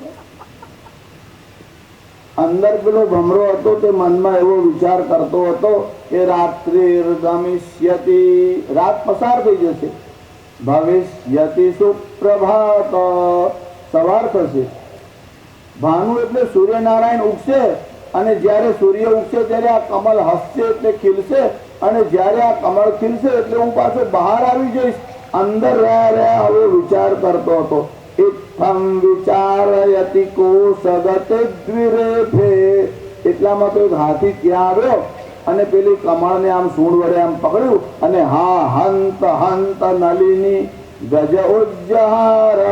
અને હાથીએ પેલા કમળને આમ ખેંચ્યું અને પોતાનો પગ મૂક્યો. કમળની સાથે ભમરો પણ અંદર ખલાસ થઈ ગયો. જ્ઞાનેન્દ્રિયનો આનંદ લેવા જતા ભ્રમર ખલાસ થઈ ગયો. એટલે એમાં આસક્ત ન થવું એવો ગુણ ભમરાની પાસેથી શીખ્યા. કુરંગ માતંગ પતંગ ભૃંગ મીના. મીન એટલે માછલી. આ માછલીને પણ ગુરુ બનાવી. માછલીની પાસેથી કયો ગુણ શીખ્યા? માછલીને સ્વાદમાં બહુ રસ. આમ પણ ભગવાને બે ઠેકાણે આસક્તિ બહુ રાખી. એક રૂપ અને બીજું રસ. 64 વર્ષનો થાય કે 84 વર્ષનો થાય, થોડા દાડા થાય. શાસ્ત્રીજી બહુ દાડા થયા, ભાખર વળી ખાધી નથી. આ પ્રસાદમાં ગળ્યું ગળ્યું આપો છો પેંડા, એના કરતા કઈ નમકીન આપતા હોય તો સારું. રૂપ અને રસ એમાં બહુ તૃષ્ણા છે. એટલે પાછા બ્રાહ્મણને બોલાવીને કે નવચંડી કરો, નવચંડી કરો. બ્રાહ્મણો કહે નવચંડી તો કરીએ પણ સંપુટ કયા મંત્રનો આપીએ કે રૂપમ દેહી જયન દેહી યશો દેહી દ્વિષો દેહી. મને રૂપ આપો. હવે 82 વર્ષે તારે કઈ પરણવા જવું છે રૂપ લઈને, પણ કહે કે રૂપમ દેહી. એ માતાજી મને રૂપ આપો, હું જરા રૂપારો દેખાઉં. અને એટલા માટે માણસ બધા પ્રયત્ન કરે. રૂપનું આકર્ષણ આવું છે. આ પાંચે પાંચ વિષયો છે: શબ્દ, સ્પર્શ, રૂપ, રસ અને ગંધ. એમાં રસ એટલે ટેસ્ટ. માછલીને સ્વાદ બહુ ગમે. એટલે માછલીને પકડવાની હોય ને તો પહેલા તમારે જાળમાં કશું નાખવું પડે અને કાં તો પેલો કાંટો હોય ને એમાં કશું ભરાવી દે. એટલે જે લોકો માછલા પકડવા જાય તે શું કરે, કોઈ એક જીવને લે અને પેલા કાંટામાં આમ નાખી દે અને પછી કાંટો અંદર પાણીમાં નાખે. એટલે કાંટો અંદર પાણીમાં આમ નાખ્યો એટલે માછલી જે આવી એના મનમાં થયું કોઈ સારો શિકાર આવ્યો એટલે માછલી પેલાને ખાવા માટે આવી. જે જીવને કાંટામાં નાખ્યો ને એનું હજુ મરણ થયું નહોતું, થોડો પ્રાણ લઈ ગયો હતો. એટલે માછલી નજીક આવી તો આના મનમાં થયું કે હું સાવધાન કરું. એટલે પેલા જીવે માછલીને કીધું દૂર રહે, એમાં જ મજા છે. માછલી કે ના, હું તો આનંદ લઈશ, હું તો તને ખાઈશ. ત્યારે પેલો માછલીને કહેવા લાગ્યો મેં મરા તેરે લીએ, તારે લીધે મારે મરવું પડ્યું, મારી તો પેલાને કોઈ જરૂર છે જ નહીં. कि मैं मरा तेरे लिए, तू न मर मेरे लिए, अगर तू मरी मेरे लिए तो ऊपर खड़ा तेरे लिए. चलो तारो बाप उभो છે આમ ખેંચો ખલાસ. કોના માટે મરવાનું તેનું તો ભાન રાખો. મારા માટે મરવા જઈશ તું જ ખલાસ થઈ જઈશ. અને માછલી જ્યાં ખાવા ગઈ ત્યાં પેલા કાંટો ખેંચ્યો અને ખલાસ થઈ ગઈ. કુરંગ માતંગ પતંગ ભૃંગ મીના હતાહા પંચભીરેવ પંચ. આ એક એક પ્રાણીઓ શબ્દ સ્પર્શ રૂપ રસ ગંધનો આનંદ લેવા જતા ખલાસ થયા. યસ સેવતે પંચભીરેવ પંચ. મનુષ્યને તો પાંચે પાંચ વિષય જોઈએ તો શું થશે? તમે કોઈ વાર ટીવી જોવો છો? બધા જ લગભગ જોતા હશે. ટીવીમાં હવે આજકાલ તો થોડો સ્ત્રીઓએ પ્રોગ્રેસ કરે છે. પહેલા તો પુરુષો આવે સિગાર પીવે, શરાબ પીવે, હવે તો સ્ત્રીઓ પણ આમ સિગાર પીવે. બરોબરી ખરી ને, એટલે આમ સમાન ગુણધર્મ વાળા છે. અને પાછો શરાબની પ્યાલી લઈને આવે. પછી બે જણા આમ સામસામે આમ હામ હામી ઉભા હોય, પછી આપસમાં મથાવે, ચીયર્સ એમ કરે. તમે કોઈ વાર જોયું છે આ કેમ બોલે છે ચીયર્સ? આ ચીયરફુલનેસ શબ્દ આનંદનો વાચક છે. ઇન્દ્રિયો વિષય સાથે જોડાય તો જ આનંદ મળે. એટલે મીઠાઈ જોવાથી આનંદ ન થાય, જીભ સાથે એનો સંપર્ક થાય તો આનંદ થાય. પાંચે ઇન્દ્રિયો પાંચ પ્રકારના વિષયો સાથે જોડાય તો જ આનંદ આવે. જેટલી ઇન્દ્રિયો વધારે ઇન્વોલ્વ થાય એટલી આનંદની માત્રા વધે. એક સાધારણ દૃષ્ટાંત કે પહેલા મૂગી ફિલ્મ આવતી હતી એટલે આંખને આનંદ આવે પણ કાનને આનંદ ના આવે. પછી બોલતી થઈ એટલે એક ઇન્દ્રિય વધારે જોડાઈ ગઈ કે હવે તમને પિક્ચર જોવા પણ મળે અને ડાયલોગ સાંભળવા મળે. સમજો કાલ ઉઠીને એવી રિસર્ચ થાય, હજુ તો નથી થઈ પણ થાય કે અંદર પેલા ખાતા હોય ત્યારે આપણને ટેસ્ટ આવે તો કદાચ ભીડ વધી જાય, એવું બને. અત્યારે તો આપણને દેખાય ખરી કે ગરમા ગરમ પૂરી આવે છે, પુલાવ આવે છે, પણ આપણને ટેસ્ટ આવતો નથી, સુગંધ આવતી નથી. જેટલી ઇન્દ્રિયો વધારે જોડાય એટલી આનંદની માત્રા વધે. હવે આ શરાબ પીવા વાળા છે ને તેમને મનમાં એવો વિચાર કર્યો કે શરાબનો સ્પર્શ તો કરાય છે, અંદર હાથ પણ બોડાય, આંગળા પણ બોડાય, એટલે એને સ્પર્શ તો થઈ શકે છે. એનો રંગ કેવો છે, એનું રૂપ કેવું છે તે આંખથી દેખાય છે. એટલે હાથથી સ્પર્શ થાય છે, આંખ વડે રૂપ દેખાય છે. રસ તો ચાખે એટલે ખબર પડે કે એનો ટેસ્ટ કેવો છે. અને નજીક લાવે એટલે એની ગંધ પણ આવે. ત્યારે એમાં સ્પર્શ, રૂપ, રસ અને ગંધ આ ચારે ચાર વસ્તુ છે. એક જ ઇન્દ્રિય બાકી રહે છે અને તે એટલે કર્ણેન્દ્રિય. એમાં શબ્દ નથી. એટલે એ જો આપણે કરીએ એટલે ખખડાટ કરીએ તો પાંચે પાંચ ઇન્દ્રિયોને આનંદ આવે. એટલે કે ચીયર્સ. હવે કાનમાં અવાજ ગયો એટલે એક ઇન્દ્રિય પાછી જોડાઈ ગઈ. એટલે પાંચે પાંચ ઇન્દ્રિયો જોડાય. એક એક ઇન્દ્રિયમાં આસક્ત થવા વાળા જીવોની જો આ દશા થઈ, યસ્સેવતે પંચભીરેવ પંચ. જેને પાંચે પાંચ ઇન્દ્રિયોનો આનંદ જોવે તેનું પરિણામ શું કહેવાનું? આ બધા જ પ્રાણીઓ પાસેથી એક એક ગુણ શીખ્યા. મધુકર પાસેથી શીખ્યા, શિકારીના પાસેથી શીખ્યા, કરોડિયાના પાસેથી શીખ્યા, સંગ્રહ ન કરવો એવું મધમાખીના પાસેથી શીખ્યા. એનું કારણ મધમાખી મધના પૂળા બનાવે ને એ શુક્લ પક્ષ હોય એમાં ભેગું કરે અને કૃષ્ણ પક્ષ હોય એમાં પાછું ખાઈ જાય. હવે પેલા ભેગું કરે એમાં જો કોઈ પારધી આવે અને લઈ જાય તો કે મધમાખી મધ સંગ્રહે ખંતે કદી ન ખાય, પારધી પાછળ પડી સગડું લૂંટી ખાય. અને એ ન ખાય પેલા કોઈ જો પૂરો પાડી જાય તો આમનું આમ રહે. એટલે સંગ્રહ કર્યા કરે પછી ખાઈશું પછી કરતા તારા દાદા ગયા, બાપા ગયા, કોઈએ ખાધું નહીં, તું રહી જઈશ, ભોગવે એટલું જ તમારું. સંગ્રહ કર્યા કરો પણ એની એક સીમા હોય. જે જમા કર્યા કરે તે જમને ત્યાં જાય. ત્રણ કારણસર લોકો કમાય. જમવા, જમાડવા અને જમા કરવા. જે જમા કરે તે જમને ત્યાં જાય, જે જમાડવા માટે કમાય તે જગદીશને ત્યાં જાય, અને જમવા માટે કમાય એટલે ભોગ કેવળ પોતાના જ વિચાર કરે, જમવા માટે કમાય તે જસલોકમાં જાય. હવે તમારે જસલોકમાં જવું છે, આ તો કોઈ હોસ્પિટલનું નામ ગમે છે, ટૂંકમાં હોસ્પિટલમાં ભોગે રોગ ભયમ એટલા માટે. હવે તમારે ક્યાં જવું છે તમે જાતે નક્કી કરો, અને પછી લક્ષ્મીનો ઉપયોગ કેવો કરવાનો તે નક્કી કરો. અવધૂતના સંવાદમાં ગુરુનો મહિમા સમજાવ્યો. સુખદેવજીએ તો બધી કથા બહુ વિસ્તારથી કહી છે, વેદોના વિભાગ કર્યા. જેમ આરંભમાં ભાગવતનું મહાત્મ્ય આવે છે, તેમ અંતમાં પણ સ્કંદ પુરાણના વૈષ્ણવ ખંડમાં 4 અધ્યાય અને 199 શ્લોકમાં ભાગવતજીનું મહાત્મ્ય કહ્યું. સુખદેવજી પરીક્ષિતને આ કથા સંભળાવે છે. તક્ષક નાગના આવવાનો સમય થયો છે. ભગવાને સ્વધામ જવાનો વિચાર કર્યો, મનમાં વિચાર કર્યો કે આ યદુવંશીઓ છે એ પાછળથી બધાને ત્રાસ કરશે. ભગવાને લીલા સંકેલવાનો વિચાર કર્યો. પ્રસંગ એવો બન્યો કે પિંડારક નામનું એક તીર્થ છે, અને આ બધા યદુકુળના લોકો, આ યાદવો જે હતા તે સાંબ, ભગવાન શ્રી કૃષ્ણનો જાંબવતી સાથે વિવાહ થયો, એના પુત્રનું નામ સાંબ હતું. આ સાંબને લઈ અને પિંડારક ક્ષેત્રમાં બધા ઋષિઓ ભેગા થયા. ત્યાં બધા યદુકુળના લોકો ગયા. વિનાશ થવાનો હોય ત્યારે બુદ્ધિ બગડે છે. આ યદુવંશીઓની બુદ્ધિ બગડી, એમને ઋષિઓની પરીક્ષા કરવાનો વિચાર આવ્યો. કેવળ પરીક્ષા નહીં, ઠઠ્ઠા મજાક કરવાનો વિચાર આવ્યો. આ યદુવંશીઓએ શું કામ કર્યું? આ સાંબ હતો તેને સાડી પહેરાવી દીધી. વસ્તુતા સાંબ તો ભગવાનનો પુત્ર છે, પણ એના પેટના ઉપર એક નાની ટોપલી મૂકી, એના ઉપર આમ સાડી વીટી દીધી, અને ઋષિઓની પાસે આ સામને લઈ ગયા અને કહ્યું આ સ્ત્રી સગર્ભા છે, પુત્રને જન્મ આપશે કે પુત્રીને? ઋષિઓની પરીક્ષા અને મજાક કરવાનો વિચાર. ઋષિઓનો સમુદાય ત્યાં બેઠો હતો. આમ તો ભગવાનની ઈચ્છાથી જ બધું થાય છે.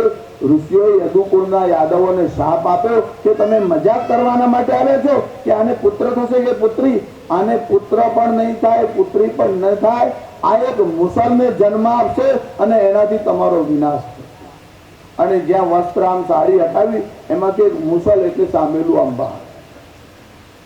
એ જે મુસલ બહાર આવ્યું એના નીચેના ભાગમાં પોલાદ, લોખંડનો એક ટુકડો હોય છે જે તમે ખાંડવા માટે ઉપયોગ કરો.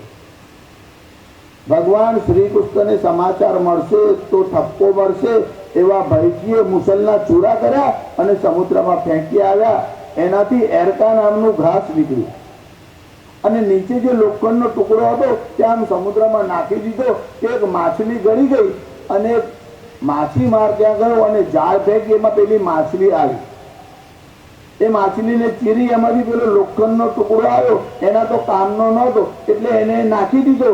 ત્યારે જરા નામનો એક પારધી એ માર્ગથી જતો હતો, એના હાથમાં આવ્યો અને એમાંથી એને તીરનો આગળનો ભાગ જે કહેવાય છે ને ફણાક તે બનાવ્યો. એરકા નામનું જે ઘાસ ઉગી નીકળ્યું, આ યાદવ વંશના લોકોએ શરાબ પીધી, અંદર અંદર ઝઘડવા લાગ્યા, અને એ જ એરકા નામનું ઘાસ પોતાના હાથ ઉપર વીટી અને એકબીજાના ઉપર પ્રહાર કરવા લાગ્યા. અંદર અંદર ઝઘડા કરીને યાદવોનો નાશ થયો. કુળનો નાશ કલહને કારણે થાય છે, અને કલહ વ્યસનને કારણે થાય. શરાબ પીધી, કલહ થયો, કુળનો નાશ થયો. જે એક ટુકડો લોખંડનો પેલા પારધીને મળ્યો તો તેને પોતાના તીરની આગળ મૂક્યો. ભગવાને વિચાર કર્યો, હવે યદુવંશીઓનો તો મેં જ વિનાશ કરાવ્યો છે, મારું કાર્ય પૂરું થયું છે, હવે હું સ્વધામમાં ગમન કરું એવો ભગવાને વિચાર કર્યો. એટલે ભગવાન પ્રભાસ ક્ષેત્ર, પાટણ, તમે સોમનાથમાં ગયા છો, ત્યાં ભાલકા તીર્થ આજે પણ એ અશ્વત્થ એટલે પીપળો ત્યાં છે. ભગવાન એ પીપળાના વૃક્ષના પાસે આમ બેઠા, અને ભગવાને પોતાની જંગા જે હતી તેના ઉપર ભગવાને પોતાનો એક ચરણ આમ રાખ્યો. ભગવાન આમ આરામથી બેઠા હતા. આ જરા નામનો પારધી ત્યાંથી પસાર થતો હતો. એને દૂરથી જોયું, ભગવાનના દર્શન થયા નહોતા, કેવળ ભગવાનના ચરણનો ભાગ દેખાતો. પણ ભગવાનના ચરણ પિંક એટલે ગુલાબી કલરના હતા. એટલે અહીંયા કોઈ બેઠું છે એવો એને ખ્યાલ ના આવ્યો. કોઈ પક્ષી હશે એવો વિચાર કર્યો અને દૂરથી આ ઝરણાના પારથી આમ બાણ છોડ્યું, ભગવાનના ચરણના નીચેના ભાગમાં લાગ્યું.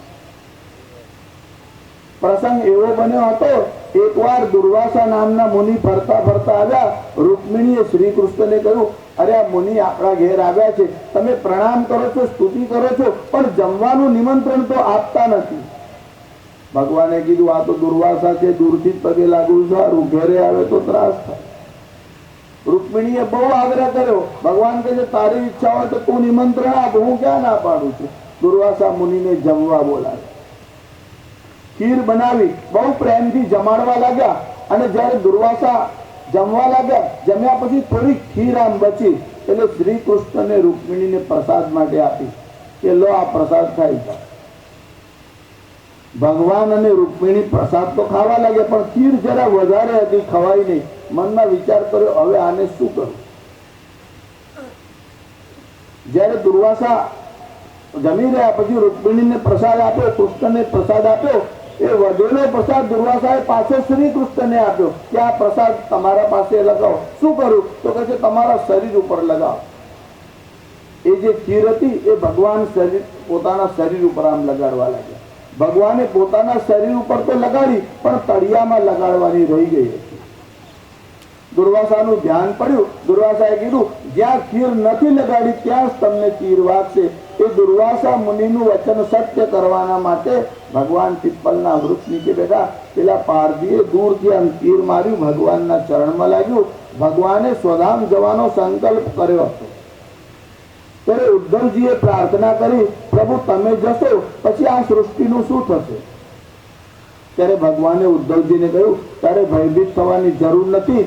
તમે બદ્રિક આશ્રમમાં જાઓ અને મારું જે આ તેજ છે તે હું ભાગવતજીમાં પધરાવું છું. સ્વકીયમ યદ ભવેત તેજ, મારું જે તેજ છે તે હું આ ભાગવતજીમાં પધરાવું છું. આ ભાગવત એ કોઈ સાધારણ ગ્રંથ નથી, સાક્ષાત શ્રી કૃષ્ણનું સ્વરૂપ છે. એટલે આજે પણ ભાગવતજીને આપણે માથે ચડાવીને પૂજા કરીએ છીએ. એ પરમાત્માનું સ્વરૂપ છે. શ્રી ભાગવત ભગવાન તેમાં પણ અધિક માસ એટલે પુરુષોત્તમ માસમાં ભાગવતજી સાંભળવાનું પ્રાપ્ત થયું એ વિશેષ સદભાગ્યની વાત છે. સુખદેવજીએ પરીક્ષિતને આ બધી કથા કહી, ભગવાનના સ્વધામ ગમનની કથા કહી. પછીથી જ્યારે પરીક્ષિતને કહ્યું કે હવે તક્ષક નાગ તને કરડવા આવશે, તું સાવધાન થા. એટલે પરીક્ષિત રાજાએ શું કર્યું? 5 કોષ છે એનાથી અતિ ધ્યાન કરવા લાગ્યો. આ દેહ જે છે એમાં 5 કોષ છે અને એનાથી પરે આત્મા છે. અન્નમય કોષ જે અન્નથી નિર્માણ થાય છે, અન્નથી ટકે છે અને અન્નમાં જ પૃથ્વીમાં જ પાછો પડે છે. અન્નમય કોષથી પરે જે છે એ પ્રાણમય કોષ કહેવાય. એનાથી પરે છે તેને મનોમય કોષ કહેવાય. એનાથી પરે છે એને વિજ્ઞાનમય કોષ કહેવાય. એનાથી પરે છે તેને આનંદમય કોષ કહેવાય. જુઓ આ વેદાંતની પરિભાષા છે. હમણાં હું તમને ખાલી નામ જ કહું છું, આ બધું સમજાવવા બેસીએ તો પાર ના આવે. પણ 7 દિવસ થયા, પરીક્ષિત કથા સાંભળતા સાંભળતા તન્મય થયા. સુખદેવજીએ મનમાં વિચાર કર્યો, જ્યાં સુધી મારી હાજરી છે ત્યાં સુધી તક્ષક નાગ અહીં આવી શકે નહીં. પરીક્ષિતને કહ્યું, તારા મનમાં કોઈ સંશય હોય તો પૂછ. પરીક્ષિતે કહ્યું, મને કોઈ સંશય નથી, મારો સંશય ચાલ્યો ગયો છે. તમારી હાજરીથી મને સર્વ વસ્તુની પ્રાપ્તિ થઈ છે. હવે આપ જ્યાં ઈચ્છા હોય ત્યાં પધારો. સુખદેવજીની પરિક્રમા કરી અને સુખદેવજી ત્યાંથી પ્રસ્થાન કર્યું. પછી તક્ષક નાગ ત્યાં આવ્યો. જો તક્ષક નાગ જ્યારે ત્યાં આવ્યો ને ત્યારે કશ્યપ નામનો એક બ્રાહ્મણ ત્યાં આવ્યો. આ કશ્યપ ઋષિ જુદા છે, આનું નામ પણ કશ્યપ છે, પણ આ કશ્યપ બ્રાહ્મણ છે. આ કશ્યપ બ્રાહ્મણે પેલા તક્ષક નાગને પૂછ્યું, ક્યાં જાય છે? કે જ્યાં સુખદેવજી કથા કહેતા હતા ત્યાં. શા માટે જાય છે? કે પરીક્ષિત રાજાને શાપ છે અને શૃંગી ઋષિનું વચન છે કે 7મા દિવસે તક્ષક કરશે, હું જઈશ અને પરીક્ષિતને દંશ આપીશ, એટલે પરીક્ષિતનું મરણ છે. પેલા કશ્યપ બ્રાહ્મણે કહ્યું કે તું જો પરીક્ષિત રાજાને દસીશ અને એનું મરણ થશે તો હું એને પુનર્જીવિત કરીશ. તક્ષકે કહ્યું, હું જેને કરડું તે પુનર્જીવિત થાય જ નહીં. પેલા કશ્યપ બ્રાહ્મણે કીધું, તને મારા સામર્થ્યની ખબર નથી. ત્યારે તક્ષકે કહ્યું મારે તમારું સામર્થ્ય જોવું છે. ત્યારે પેલા કશ્યપ બ્રાહ્મણે કહ્યું પહેલા મને તારું વિષ કેવું હલાહલ છે તે તો બતાવો. આ બેનો સંવાદ ચાલતો હતો. ત્યાં એક મોટું વડનું વૃક્ષ હતું કે પીપલનું એક ઝાડ. એના ઉપર કોઈ એક ગોપાલક બેઠો હતો. તક્ષક નાગે પોતાના વિષનો પ્રભાવ દેખાડવા માટે એ વૃક્ષના દંશમાં મૂળમાં જોરથી આમ દંશ મારે અને દંશ મારતામાં જ આખું વૃક્ષ એકદમ ભસ્મીભૂત થઈને ધરાશાયી થઈને નીચે પડ્યું. એટલે બ્રાહ્મણને કીધું તારું સામર્થ્ય બતાવો. બ્રાહ્મણે હાથમાં જળ લીધું. સંજીવની વિદ્યા જાણતો હતો. મંત્ર ભણી અને પેલા ભસ્મના ઢેર ઉપર આમ નાખ્યું ત્યારે આખું વૃક્ષ પાછું આમનું આમ ઊભું થયું. જ્યારે પેલા તક્ષક નાગે દંશ દીધો ત્યારે એમાં એક ગોપાલક ઉપર હતો, તેનું મરણ થયું. અને પછી પેલા બ્રાહ્મણે જળ છાંટ્યું અને વૃક્ષ પુનર્જીવિત થયું. ત્યારે પેલો ગોપાલક પણ જીવિત થયો. એને આ કથા કહી હતી કે પેલા બ્રાહ્મણ પાસે આવું સામર્થ્ય છે. એ તક્ષક નાગને કહ્યું. તક્ષકે પેલા કશ્યપ બ્રાહ્મણને ધન આપીને કહ્યું કે ઋષિનો શાપ છે એટલે હું તો જઈશ, તમે પાછા જાઓ તો સારું, હું તમારો સત્કાર અને પૂજન કરું છું. આ બ્રાહ્મણને ત્યાંથી પાછો મોકલ્યો. સુખદેવજી ગયા હતા એટલે હવે તક્ષક નાગનો ત્યાં પ્રવેશ થયો. પણ અહીંયા પરીક્ષિત શ્રી કૃષ્ણના ધ્યાનમાં લાગ્યા હતા. પોતાના મન અને બુદ્ધિને પરમાત્મામાં સ્થિર કર્યા. પંચકોશથી અતીત એવા પરમાત્મા તત્વનું ધ્યાન લાગ્યું. જેને ભાગવતજીની કથા સુખદેવજીના મુખથી સાંભળ્યું હોય તેનો મોક્ષ થાય તેમાં આશ્ચર્ય શું.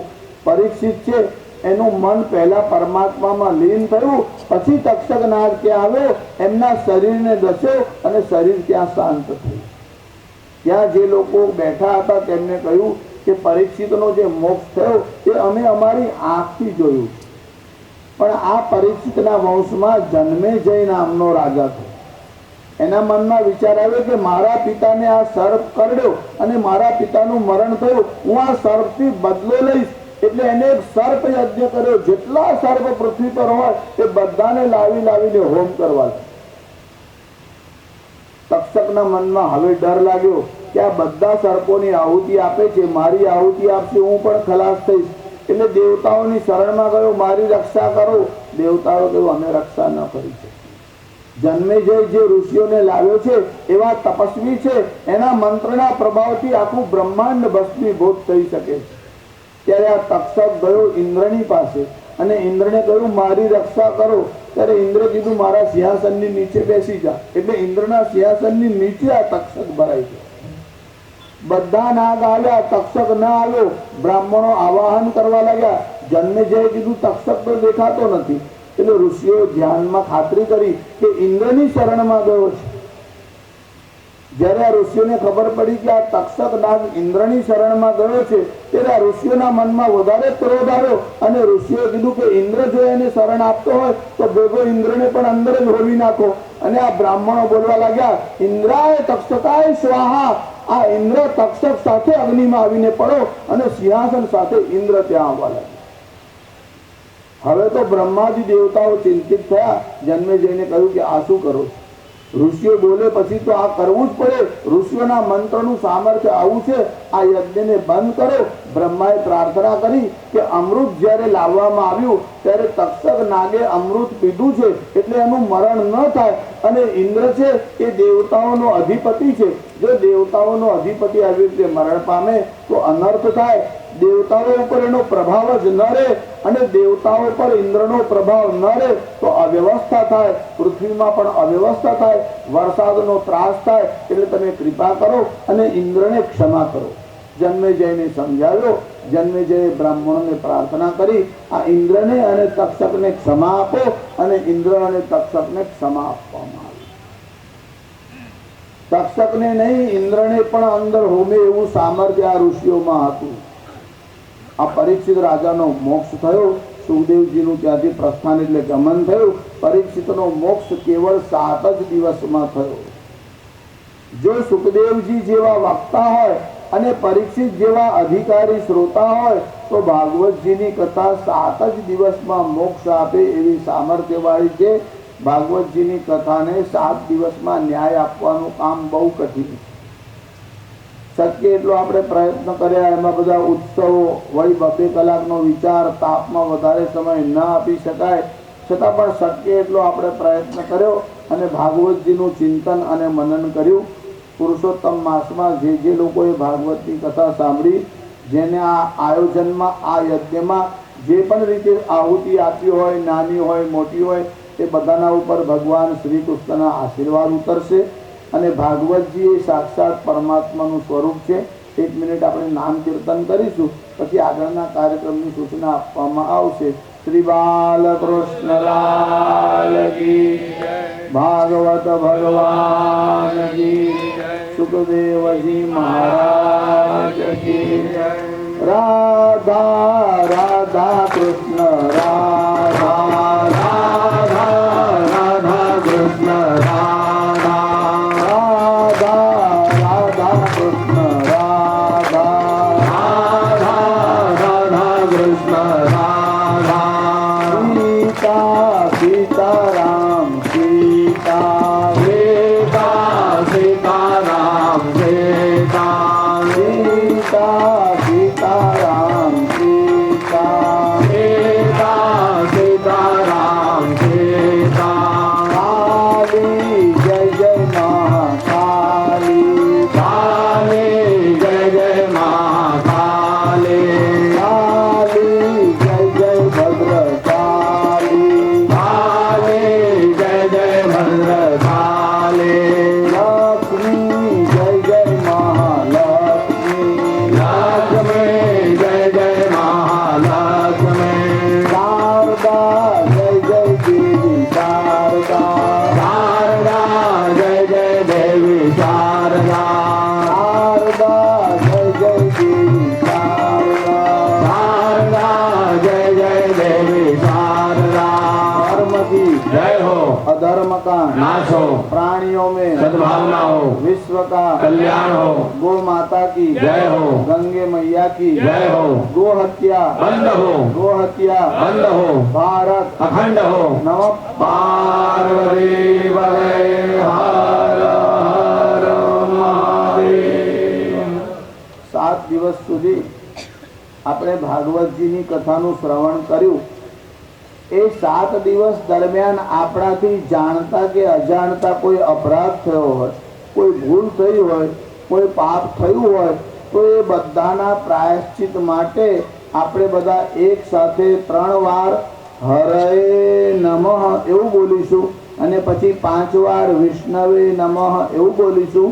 પછી આરતી વગેરે માટે જે કંઈ સૂચના અપાશે એ પ્રમાણે કાર્યક્રમ ચાલશે. પહેલા આપણે 3 વાર હરે નમઃ એવું બધા બોલીશું.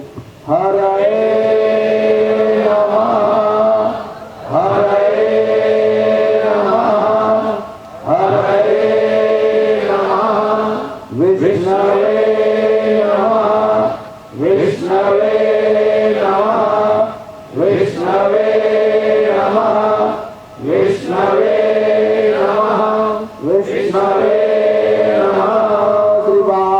કૃષ્ણલાલ કી જય.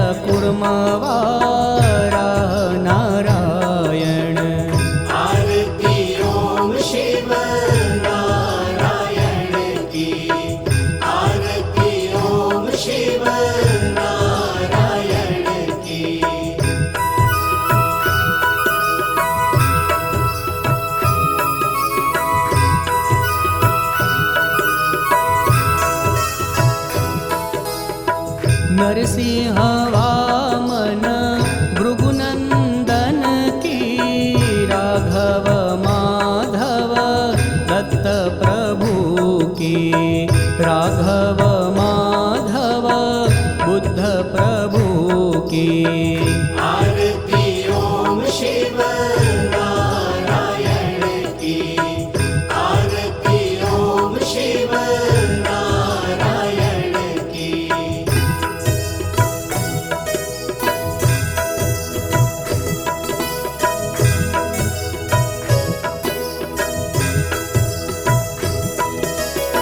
रमा उमा काली माँ शारद, कली में पावन कल की प्रभु की।